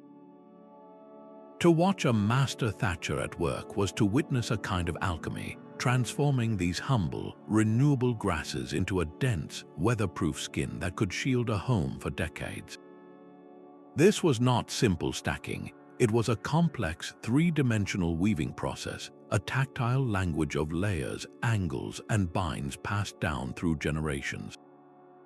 Each bundle of straw, known as a yelm, had to be precisely aligned and secured with wooden spars or spars, and stitched to the roof's rafters with tarred twine, creating a sloping tapestry that was as durable as it was beautiful.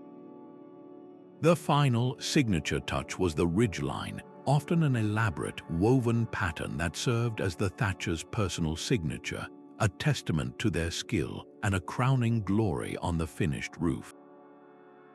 The result was far more than just a quaint, rustic covering. A well-crafted thatched roof was a masterpiece of natural engineering.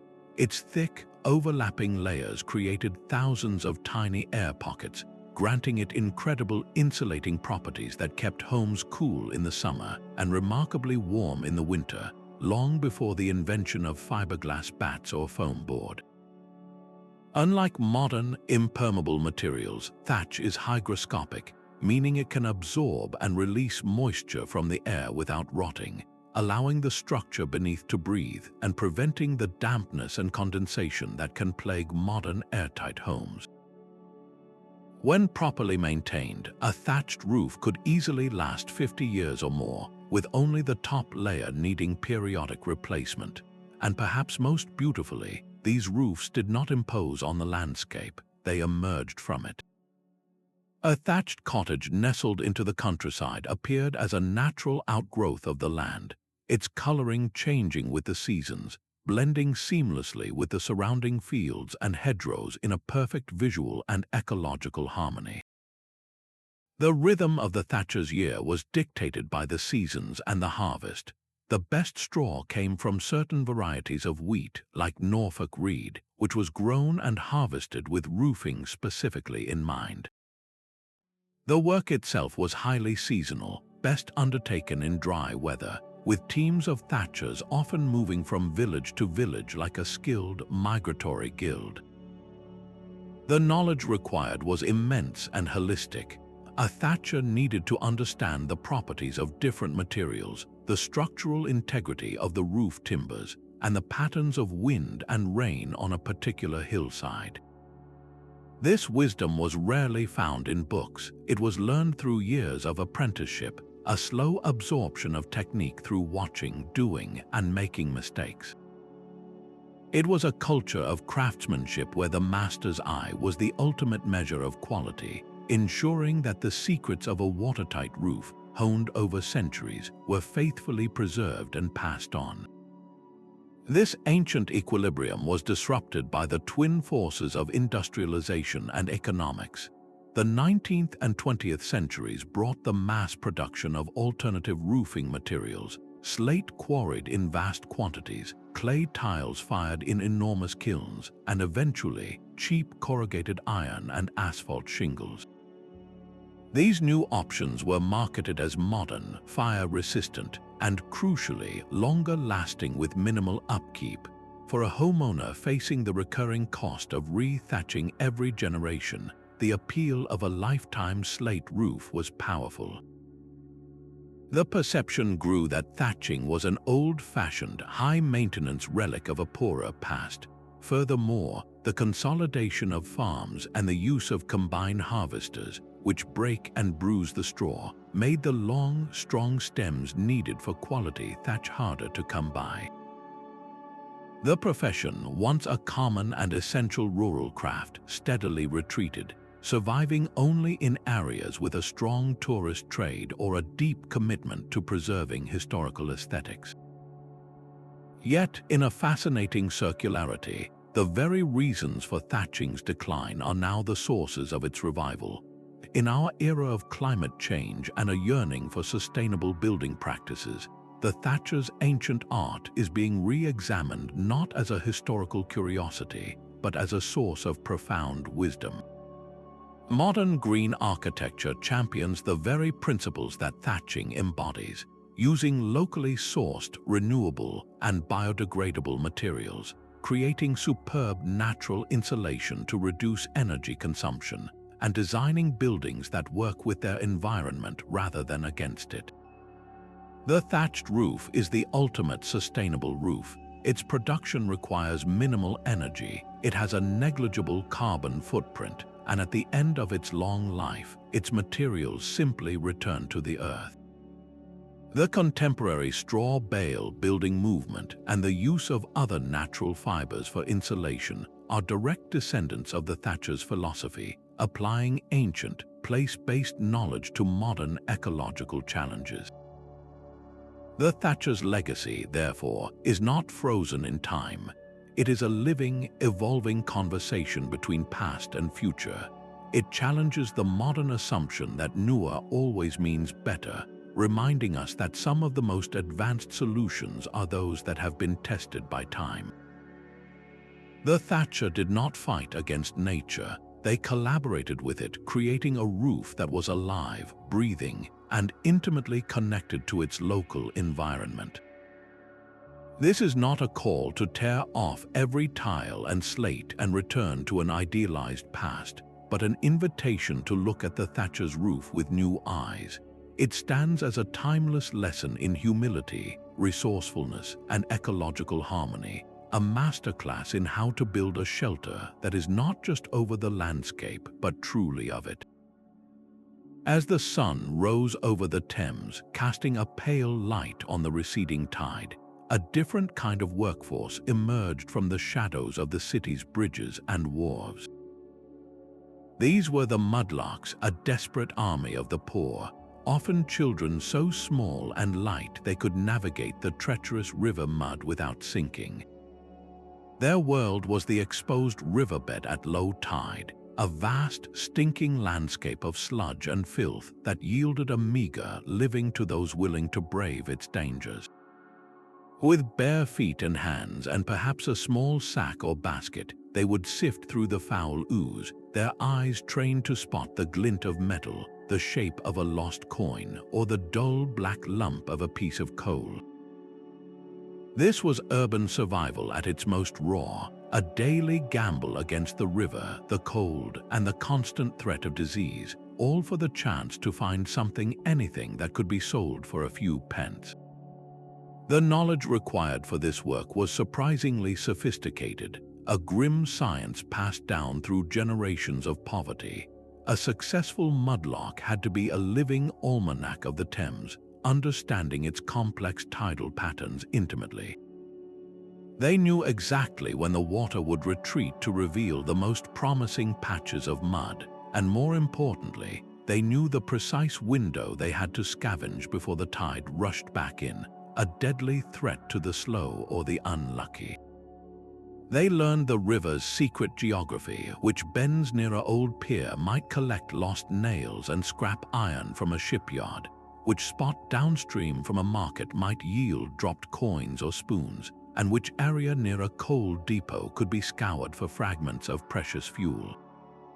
This was not random searching. It was a systematic, if desperate, reclamation of the city's discarded wealth.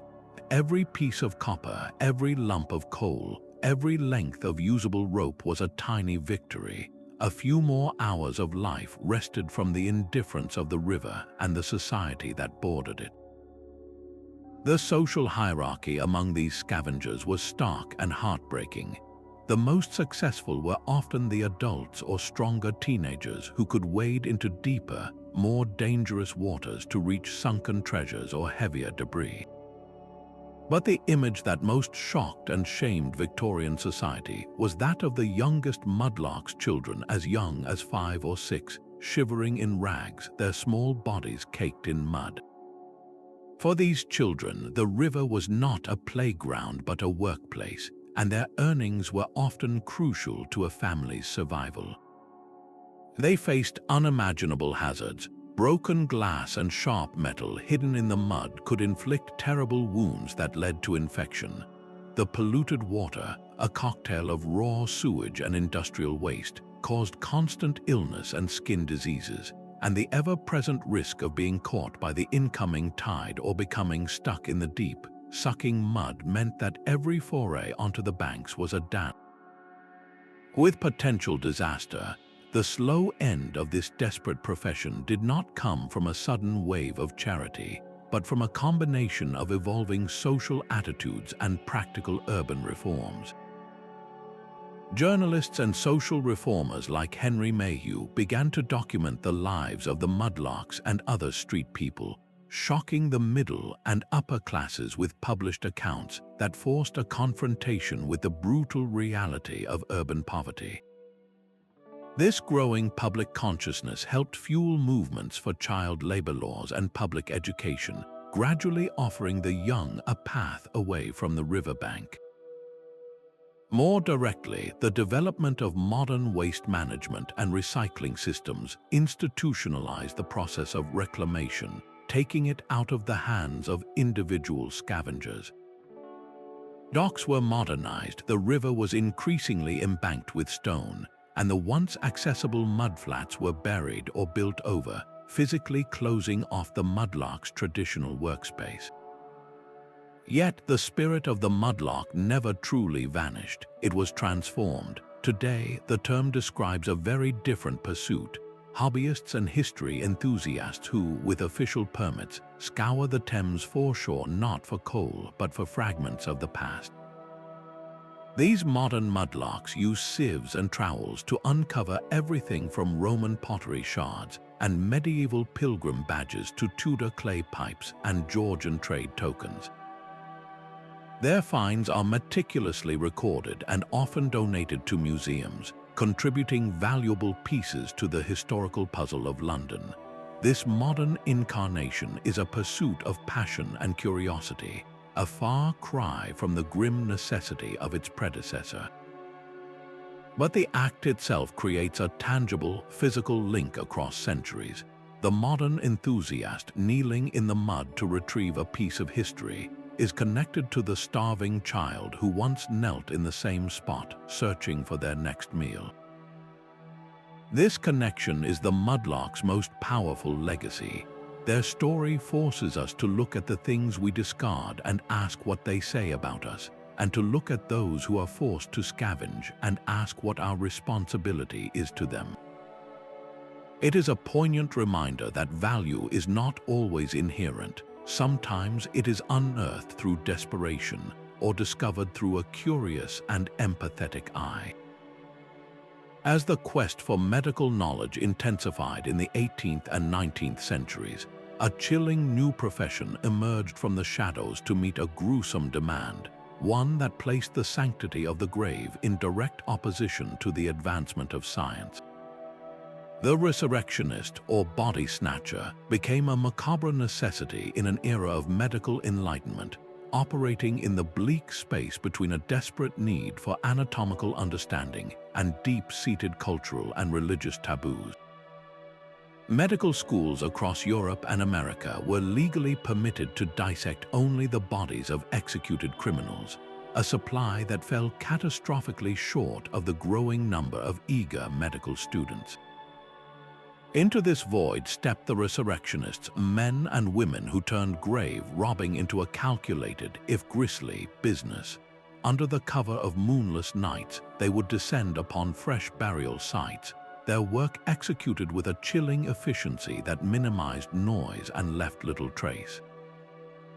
They used wooden shovels to muffle the sound of digging and carefully placed the excavated earth on a quiet cloth to prevent telltale piles of soil. Their goal was to extract the body alone, often leaving the shroud and any personal effects in the coffin before carefully refilling the grave, making the theft difficult to detect at a casual glance. This macabre precision was not born of respect for the dead, but of cold pragmatism. A clean theft meant less chance of a mob forming and a higher likelihood of returning to the same churchyard another night. The economy of this trade was a study in risk and reward, with prices fluctuating based on the specific needs of anatomists. A complete adult corpse might fetch the equivalent of a laborer's monthly wages, while the bodies of children were often sold by the inch. Certain cadavers were particularly prized. Medical schools paid a premium for the bodies of executed criminals, not for legal reasons, but because the cause of death was usually hanging, which left the internal anatomy perfectly intact for study. This created a perverse and thriving black market, with resurrectionists often developing ongoing relationships with particular medical schools or individual anatomists. Some of the most notorious figures, like the Scottish pair Burke and Hare, infamously shortcut the digging process altogether, turning to murder to provide a fresher, more readily available supply of subjects. A horrifying escalation that revealed the dark potential of an unregulated system fueled by desperation and financial incentive. For most resurrectionists, however, the primary risk was not the act itself, but the furious public outrage their work provoked. The violation of a grave was considered an ultimate desecration, a shocking affront to the dignity of the departed and the religious beliefs of a community that held sacred the promise of bodily resurrection on Judgment Day.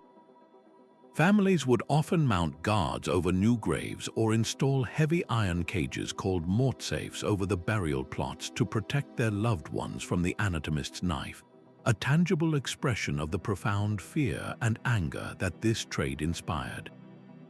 The public's horror was not misplaced, but it was tragically misdirected. The true villain was not the lowly resurrectionist, who was often a poor local just trying to survive in a brutal economy, but the legal framework that created the demand in the first place. The outrage eventually boiled over, forcing Parliament to confront the issue. The resulting legislation, the Anatomy Act of 1832, was a landmark piece of reform that fundamentally changed the landscape of medical education. It did not seek to stop dissection, but to regulate it, effectively ending the monopoly that executed criminals had on the dissection table. The act allowed licensed anatomists to legally claim the unclaimed bodies of those who died in workhouses and hospitals, a provision that placed the burden of supply squarely on the shoulders of the destitute and the friendless. This solution was, in its own way, deeply controversial, as it essentially medicalized poverty, making the bodies of the poor a legal commodity for science. While it successfully dismantled the resurrectionist trade overnight, it did so by creating a new ethical dilemma, trading one form of social injustice for another. The legacy of the resurrectionist forces a deeply uncomfortable but necessary conversation about the foundations of progress. Nearly every anatomical text that educated a generation of life-saving surgeons, every breakthrough in understanding human physiology, was built upon a foundation of these illicitly acquired cadavers. The resurrectionist, a figure of the night operating on the fringes of society, was an unwitting and unwilling partner in the march of medical science. Their story is a stark reminder that progress is rarely clean or morally unambiguous. It is often advanced by the labor of those who are marginalized, whose controversial and difficult work is scrubbed from the official record once it is no longer needed. The ghost of the resurrectionist asks us to look at the comfortable certainties of modern medicine and remember the complex, shadowy, and deeply human costs that were paid to obtain them.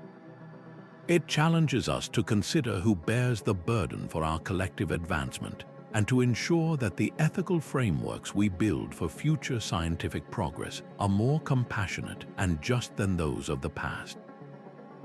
Now, let's shrink our focus from the grand scale of anatomy to an object so small and seemingly insignificant that we barely give it a thought today: yet its production was once a marvel of human dexterity and a cornerstone of the domestic economy.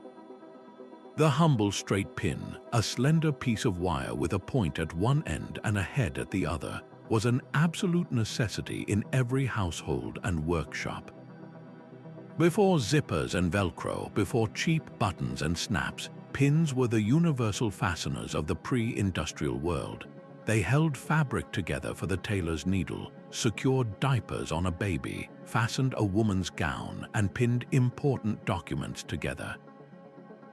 A home without pins was like a kitchen without a knife, functionally crippled. But the journey of a single pin from a coil of brass wire to a finished product was anything but simple. It was a breathtaking exercise in fragmented, painstaking labor. This process was immortalized by the economist Adam Smith in his seminal work, The Wealth of Nations, published in 1776. He used the pin maker's workshop as the perfect example to illustrate the revolutionary power of the division of labor. A single artisan working alone, Smith observed, could scarcely make 20 pins in a day. But when the task was broken down into 18 distinct, specialized steps, a small team of 10 men could produce a staggering 48,000 pins in that same day. Let's unravel what those steps actually entailed. One worker would draw the wire out to the correct thickness, another would straighten it, a third would cut it to length. Then the real precision began. One would grind the point to a sharp tip, a task requiring a steady hand and a keen eye. Another would fashion the head, which was not a separate piece but created by wrapping a tiny amount of wire around one end and soldering it into place, an operation of microscopic complexity. Then the pin had to be polished, whitened in a chemical bath, and finally, papered, carefully stuck into paper sheets for sale. Each person became a master of their one tiny motion, their world reduced to the endless repetition of straightening, pointing, or heading. This hyper-specialization created a fascinating economic ecosystem known as the cottage industry. The making of pins wasn't necessarily confined to a single large workshop. It was often distributed across numerous homes. A manufacturer would provide the raw wire to different families, each of which specialized in one of the 18 steps. One household might do nothing but straighten wire all day, another might only sharpen points, and a third might only create the heads. The partially finished pins would then be collected and passed along to the next specialist in the chain. This system allowed entire communities to participate in a complex manufacturing process from their own kitchens and parlors, blurring the lines between home and factory long before the Industrial Revolution centralized everything under one roof. The work was monotonous and grueling on the eyes and hands, but it provided a crucial source of cash income for rural families, especially women and children, who could contribute their labor around other domestic duties. The financial importance of this tiny object was even encoded in the language itself. The term pin money originally referred to a specific allowance given to a woman by her husband for the purchase of household necessities, pins being a central one. Over time, the phrase evolved to mean a small amount of personal spending money, a linguistic fossil that perfectly preserves the pin's former significance in the daily domestic economy. A woman's pin money was her own, a small sphere of financial autonomy in a world where she often had little. The pin, therefore, wasn't just a functional object, it was woven into the very fabric of social and economic life, a symbol of both domestic industry and personal agency. This intricate, human-powered system was utterly annihilated by a machine. In the early 19th century, American inventors like John Ireland Howe and British engineers like Daniel Wright began patenting fully automated pin-making machines. These mechanical marvels could perform all 18 steps: drawing, straightening, cutting, pointing, heading, and polishing in one continuous, whirring, clattering operation. A single machine, tended by a handful of unskilled attendants, could now produce over 1 million pins a day, a number so vast it would have been incomprehensible to Adam Smith's team of 10 men. The economic advantage was so overwhelming that the cottage industry collapsed almost overnight. The specialized knowledge of the pinpointers and header makers, skills that had taken a lifetime to master, became instantly obsolete. The countless families who had depended on this piecework for their livelihood were left without a trade, their granular, hard-won expertise rendered worthless by the relentless efficiency of automation. The story of the Pinmaker is perhaps the purest and most poignant symbol of the transition we've been tracing throughout this video. It represents the ultimate shift from a world of visible, artisanal skill to one of invisible, mechanical production. We now buy a box of 1,000 pins for a trivial sum, without a single thought to the 18-step ballet that was once required to create just one of them. We have gained incredible affordability and abundance, but we have lost a tangible connection to the human effort embedded in everyday objects. The Pinmaker's ghost asks us to pause and consider the hidden history in the most mundane items around us. It challenges us to remember that every object, no matter how small or cheap, contains within it a story of human ingenuity, and that the path to our modern world of plenty was paved with the vanished skills of countless anonymous hands. Their legacy is a question. In our pursuit of efficiency and abundance, what other beautiful, intricate forms of human knowledge have we quietly engineered out of existence? If the night soil collector worked in the relative openness of the privy, his even more marginalized counterpart, the gong farmer, operated in the literal underworld of the city. His domain was the cesspit, a deep, brick-lined chamber dug beneath the privies of homes and tenements, a festering reservoir of human waste that would slowly seep into the surrounding soil.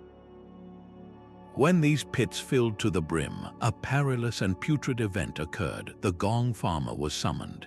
His title likely derives from the Old English word for excrement, and his work was the most reviled, yet arguably the most critical, of all the sanitation trades.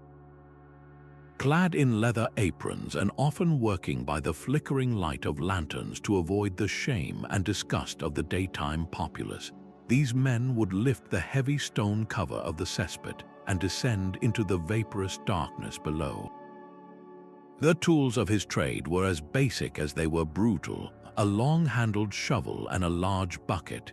His task was to empty the pit by hand, filling bucket after bucket with the semi-liquid contents, which would then be hoisted up to the surface by a partner and poured into a waiting, sealed cart.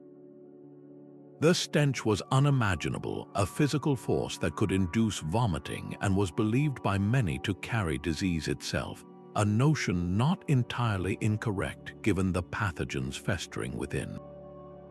The risk of collapse or of being overcome by methane gas was ever present, making every descent a potential death sentence. For this work, performed under cover of darkness and in conditions most would find intolerable, the gong farmer was paid handsomely by the authorities, a reflection of the job's sheer undesirability. Yet no amount of money could buy him social acceptance. Gong farmers were forced to live on the outskirts of town, often forbidden from entering public houses or markets, and were treated as permanent pariahs, their essential labor making them untouchable in the most literal sense. Yet within this system of revulsion lay the seeds of a remarkably sustainable practice. The waste collected by the gong farmer, often referred to as night soil, was not merely discarded. It was recognized, as it had been for millennia in many cultures, as a valuable agricultural commodity. The gong farmer was therefore not just a remover of waste, he was a crucial link in a closed ecological loop. His cart would travel from the city to the surrounding countryside, where farmers would eagerly purchase the contents to spread on their fields. This practice directly returned vital nutrients, particularly nitrogen, phosphorus, and potassium, back to the soil, replenishing the earth that grew the food that fed the urban population. In this elegant circular system, nothing was wasted. The very output of the city became the input for its continued survival, creating a sustainable model of nutrient recycling that connected the crowded metropolis to the productive farmland in a mutually beneficial relationship.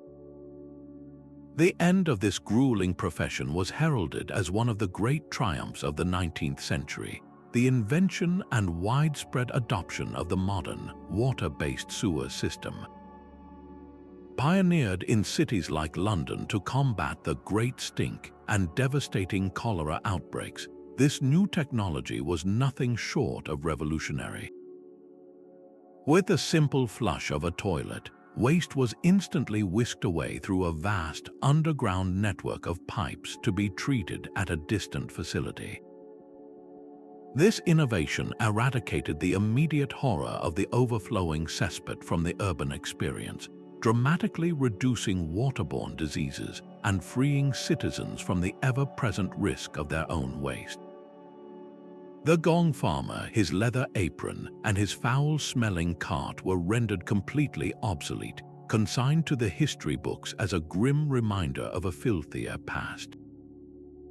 However, this monumental leap in public health and convenience came with a profound and unintended consequence: a total disconnect. We have successfully engineered the entire cycle of waste out of our sight and out of our minds. The flush of a toilet is an act of magical disappearance. We no longer have to think about what happens next, about the destination of what we've discarded. This has broken the direct, tangible link between our consumption and the renewal of the land. Our modern system is linear, not circular.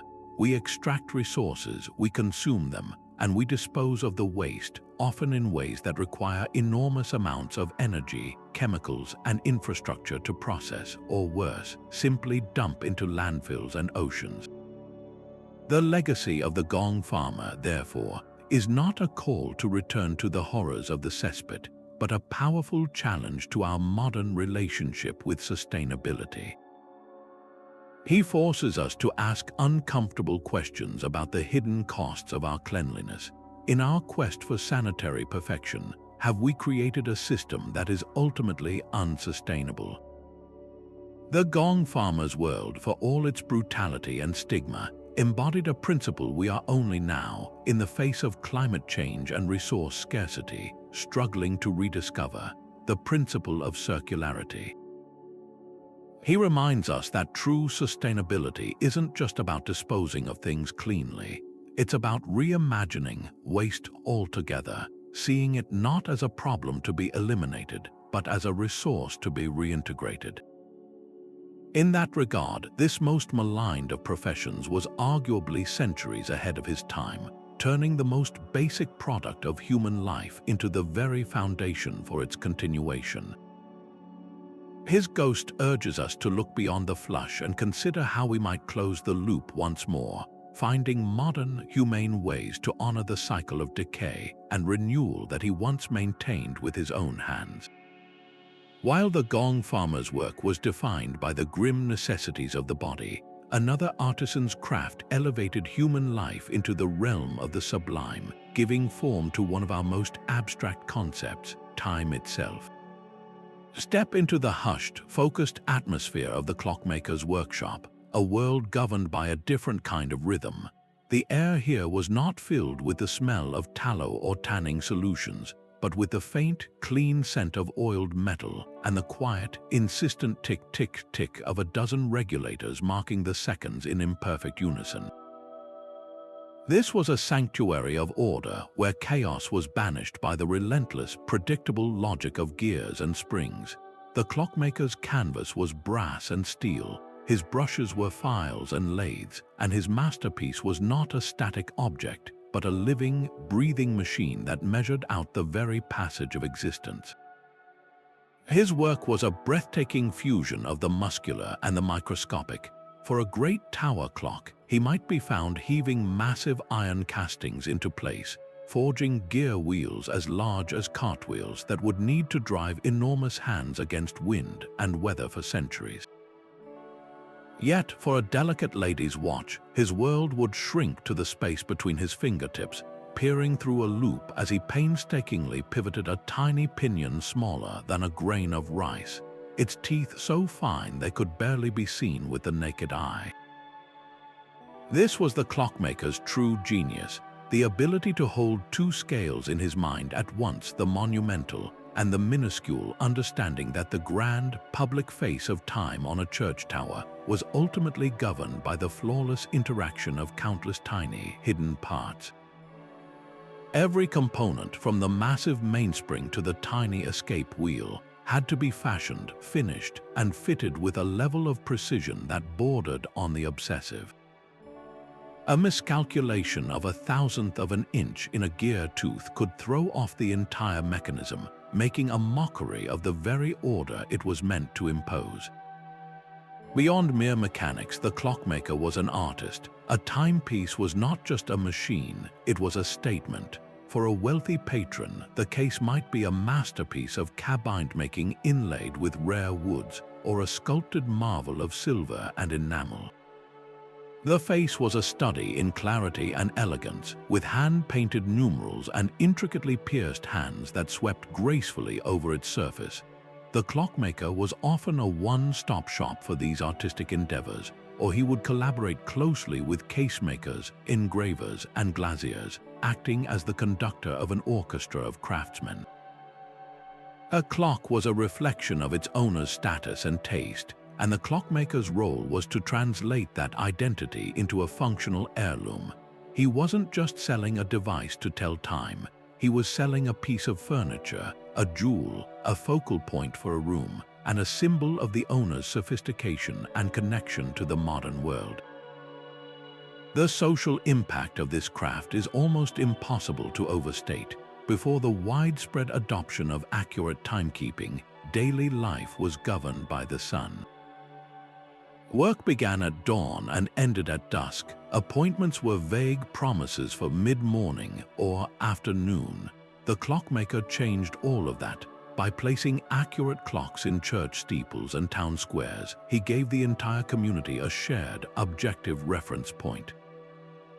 The striking of the hour became the rhythm of public life, signaling the start of the market, the opening of courts, the hour of prayer, and the changing of the guard. This shared tempo was the bedrock of commerce, enabling coordination and punctuality on a scale never before possible. It allowed for the scheduling of stagecoaches, the timetabling of early factories, and the precise navigation of ships at sea. The clockmaker, therefore, was not merely a technician. He was an architect of modern society, laying the foundational grid of measured time upon which the industrialized world would eventually be built.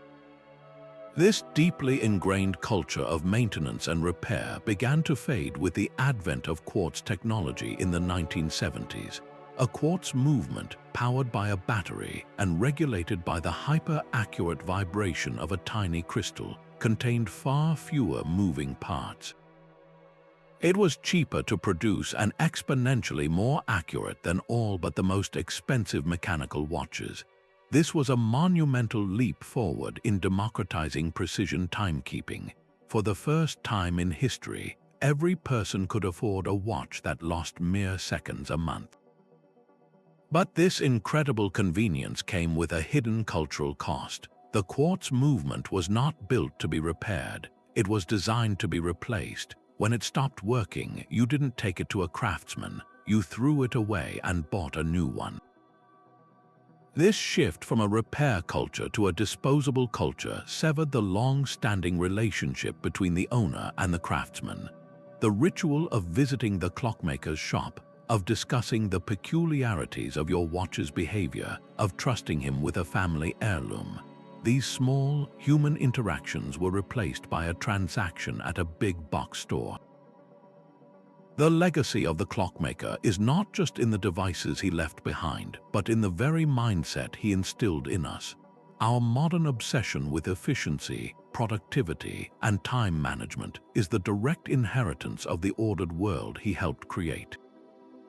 We have internalized the clock's relentless tick, turning it into the driving pulse of our lives. Yet, in our embrace of flawless digital precision, we have lost something the clockmaker understood intimately: the beauty of the mechanism itself, the tangible wonder of watching interconnected parts perform their silent, intricate dance. The recent resurgence of interest in mechanical watches and antique clock restoration is a telling sign.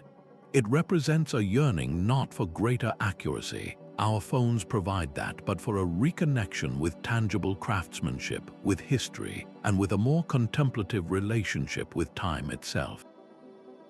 The clockmaker's ghost asks us to look up from the impersonal digital readout and remember that time is not just a number to be managed, but a phenomenon to be observed, measured, and respected through a masterpiece of human ingenuity.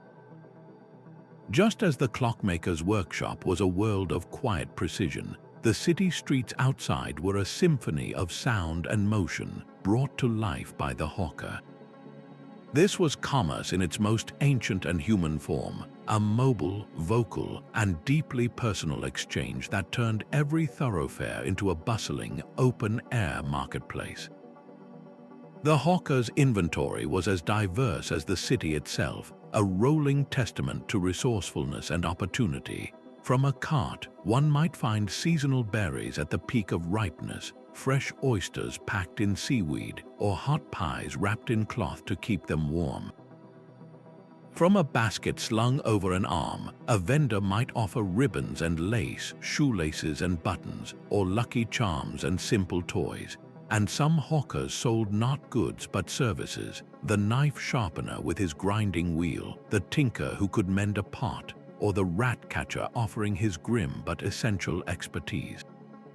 Each one was a small, self-contained business on the move, their entire livelihood carried with them, their success dependent on their voice, their charm, and their intimate knowledge of the neighborhood's rhythms.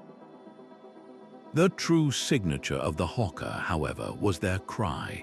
This was not merely shouting, it was a performance, a unique auditory brand designed to cut through the urban din and announce their presence blocks away. Each trade developed its own distinctive melody and lyric, a call that was often passed down through generations. The fishmonger's cry might be a low, booming announcement of the day's catch, while the muffin man's would be a higher, melodic ring. These calls became part of the city's soundscape, a familiar and comforting layer of audio that helped residents tell the time of day and the season of the year. The call of the strawberry seller meant early summer. The vendor roasting chestnuts signaled the arrival of frosty winter evenings.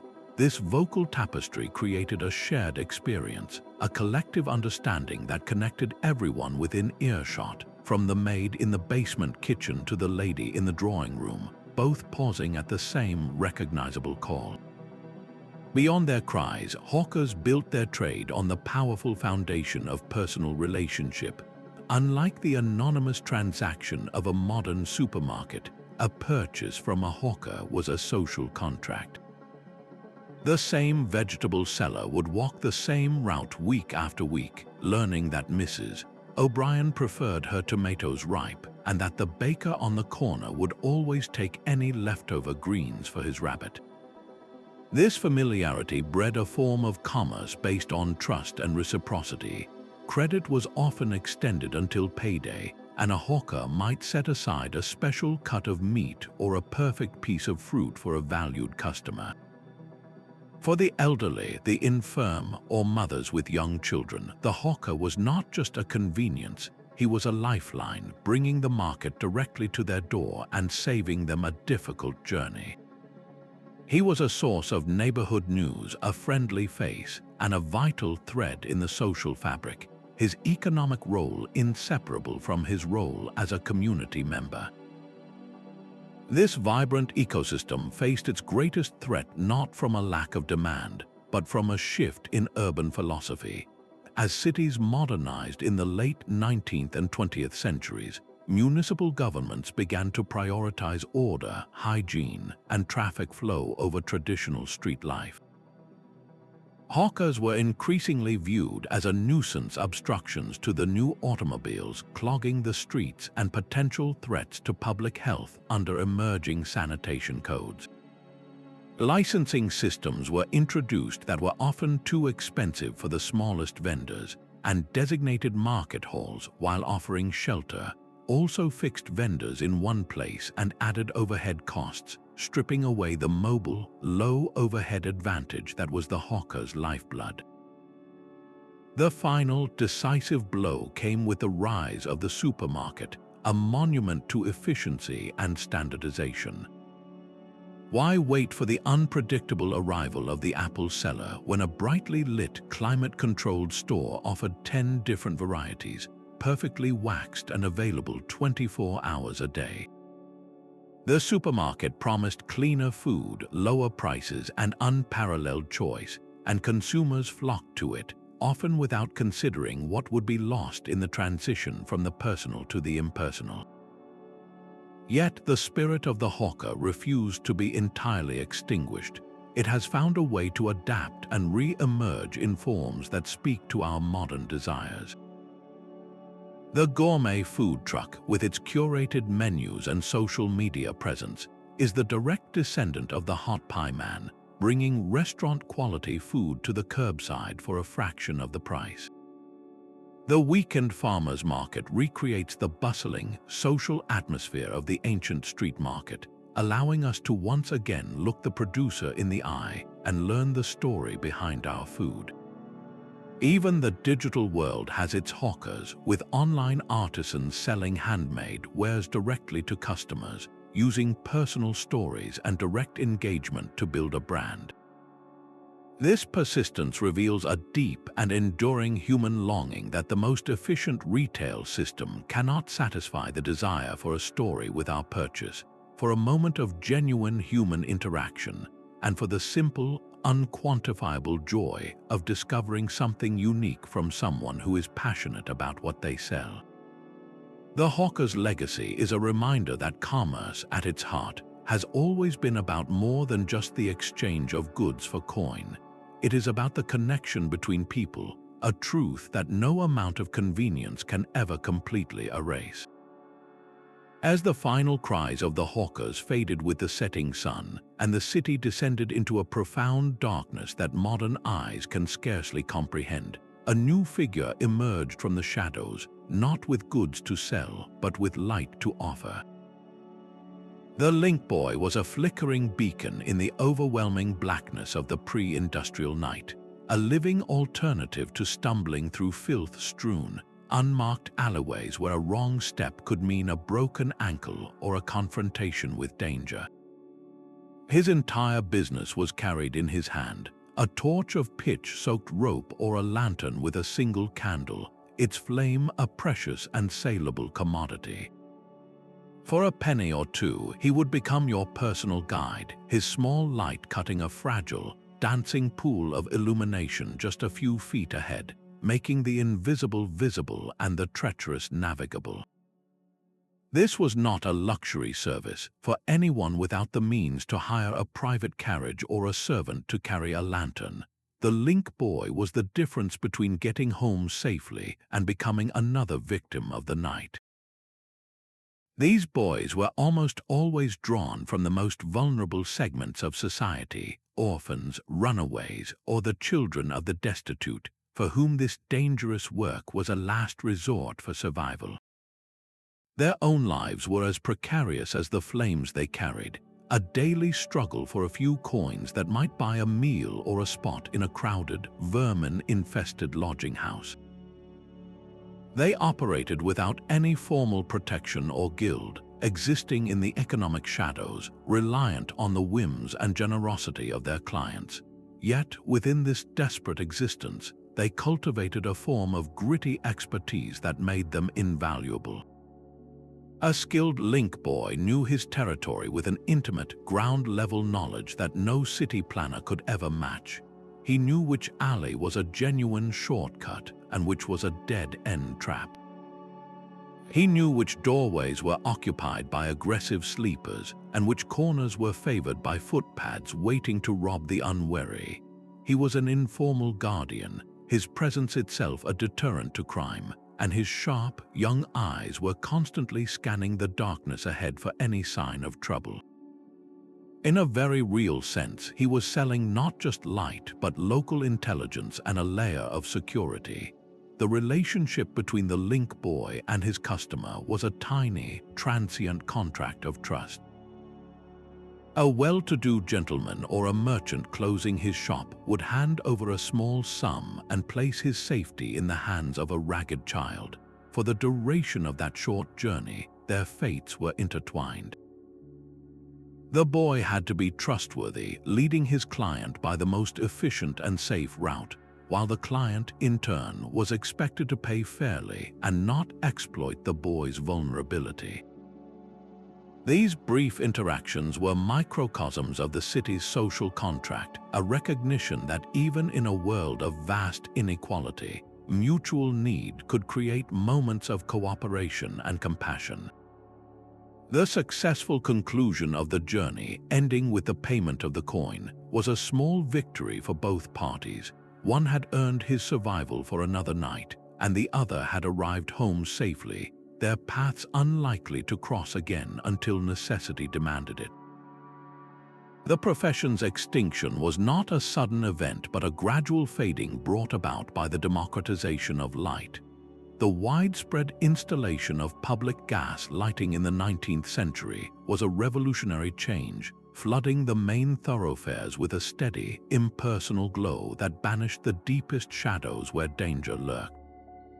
This municipal project was a declaration that public safety was now a responsibility of the state, not a service to be negotiated on the street between individuals. As lighting technology improved and became cheaper, more and more people could afford their own lanterns and, eventually, the convenience of matches. The very idea of needing to hire a child to see your way home began to seem archaic, a quaint relic of a more primitive and dangerous time. The link boy, and the specific form of vulnerability he both served and represented, was engineered out of existence by progress. The story of the link boy, however, casts a long and illuminating shadow on our present day. His figure challenges the modern notion that safety and community are products that can be entirely outsourced to technology and municipal authorities. The gas lamp and the electric light bulb made us safer, but they also made us more independent and, in a way, more isolated. We no longer need to rely on a fellow human being to light our path. We simply flip a switch. The link boy's world was built on a necessary interdependence, a recognition that we all have something to offer and something we need. His legacy asks us to look around our own brilliantly lit cities and identify the modern forms of social darkness that still exist: the isolation of the elderly, the desperation of the homeless, the loneliness that can persist even in a crowd. It inspires us to consider how we might still become link boys for one another, not with literal torches, but with acts of guidance, companionship, and compassion, helping each other navigate the unseen obstacles in our own complex modern lives. He remains a powerful symbol that even the smallest light, held by the smallest hand, can make all the difference in the world. From lamplighters to link boys, these 24 lost professions reveal a world where value was measured not in coins, but in tangible contribution, where every role, no matter how humble or difficult, was recognized as a vital thread in the communal tapestry. Their stories are more than just historical curiosities. They are powerful reminders that long before money became the universal measure of worth, cities thrived on a foundation of interdependence, human connection, and shared purpose. These individuals were not anonymous service providers. They were neighbors known by name and by trade, their work woven into the daily rhythm of life in a way that fostered resilience and mutual care. The lamplighter's familiar face at dusk, the town crier's trusted voice, the knocker-upper's reliable tap. These were not mere transactions, but points of human contact that reinforced a sense of belonging and collective responsibility. Reflecting on these forgotten pillars of society invites us to ask a profound question about our own world. In our relentless pursuit of efficiency, automation, and scalability, what essential elements of community have we inadvertently engineered out of existence? We have gained unimaginable convenience and material abundance, but we have often lost the visible, relational infrastructure that once made people feel known, needed, and intrinsically valued. The challenge before us is not to romanticize the past or reject progress, but to consciously seek ways to reintegrate that sense of meaning and mutual care into the framework of modern life. This might look like championing hyper-local businesses where relationships matter, creating shared public spaces that encourage interaction, or simply recognizing and valuing the often invisible labor that still sustains us, from the delivery driver to the sanitation worker. Perhaps the greatest legacy of these vanished professions is the blueprint they offer for building communities that are not only efficient, but deeply human. They remind us that a society's strength has always been rooted in its ability to balance technological advancement with human connection, to value craftsmanship alongside convenience, and to ensure that progress does not come at the cost of compassion. By honoring their stories, we keep alive the possibility of a future where technology serves to enhance our humanity rather than replace it, where we remember that the true wealth of a city lies not in its financial capital, but in the strength of its social fabric. Thank you for joining this journey into the past. If these reflections on community and value resonated with you, we would love to hear your thoughts in the comments below.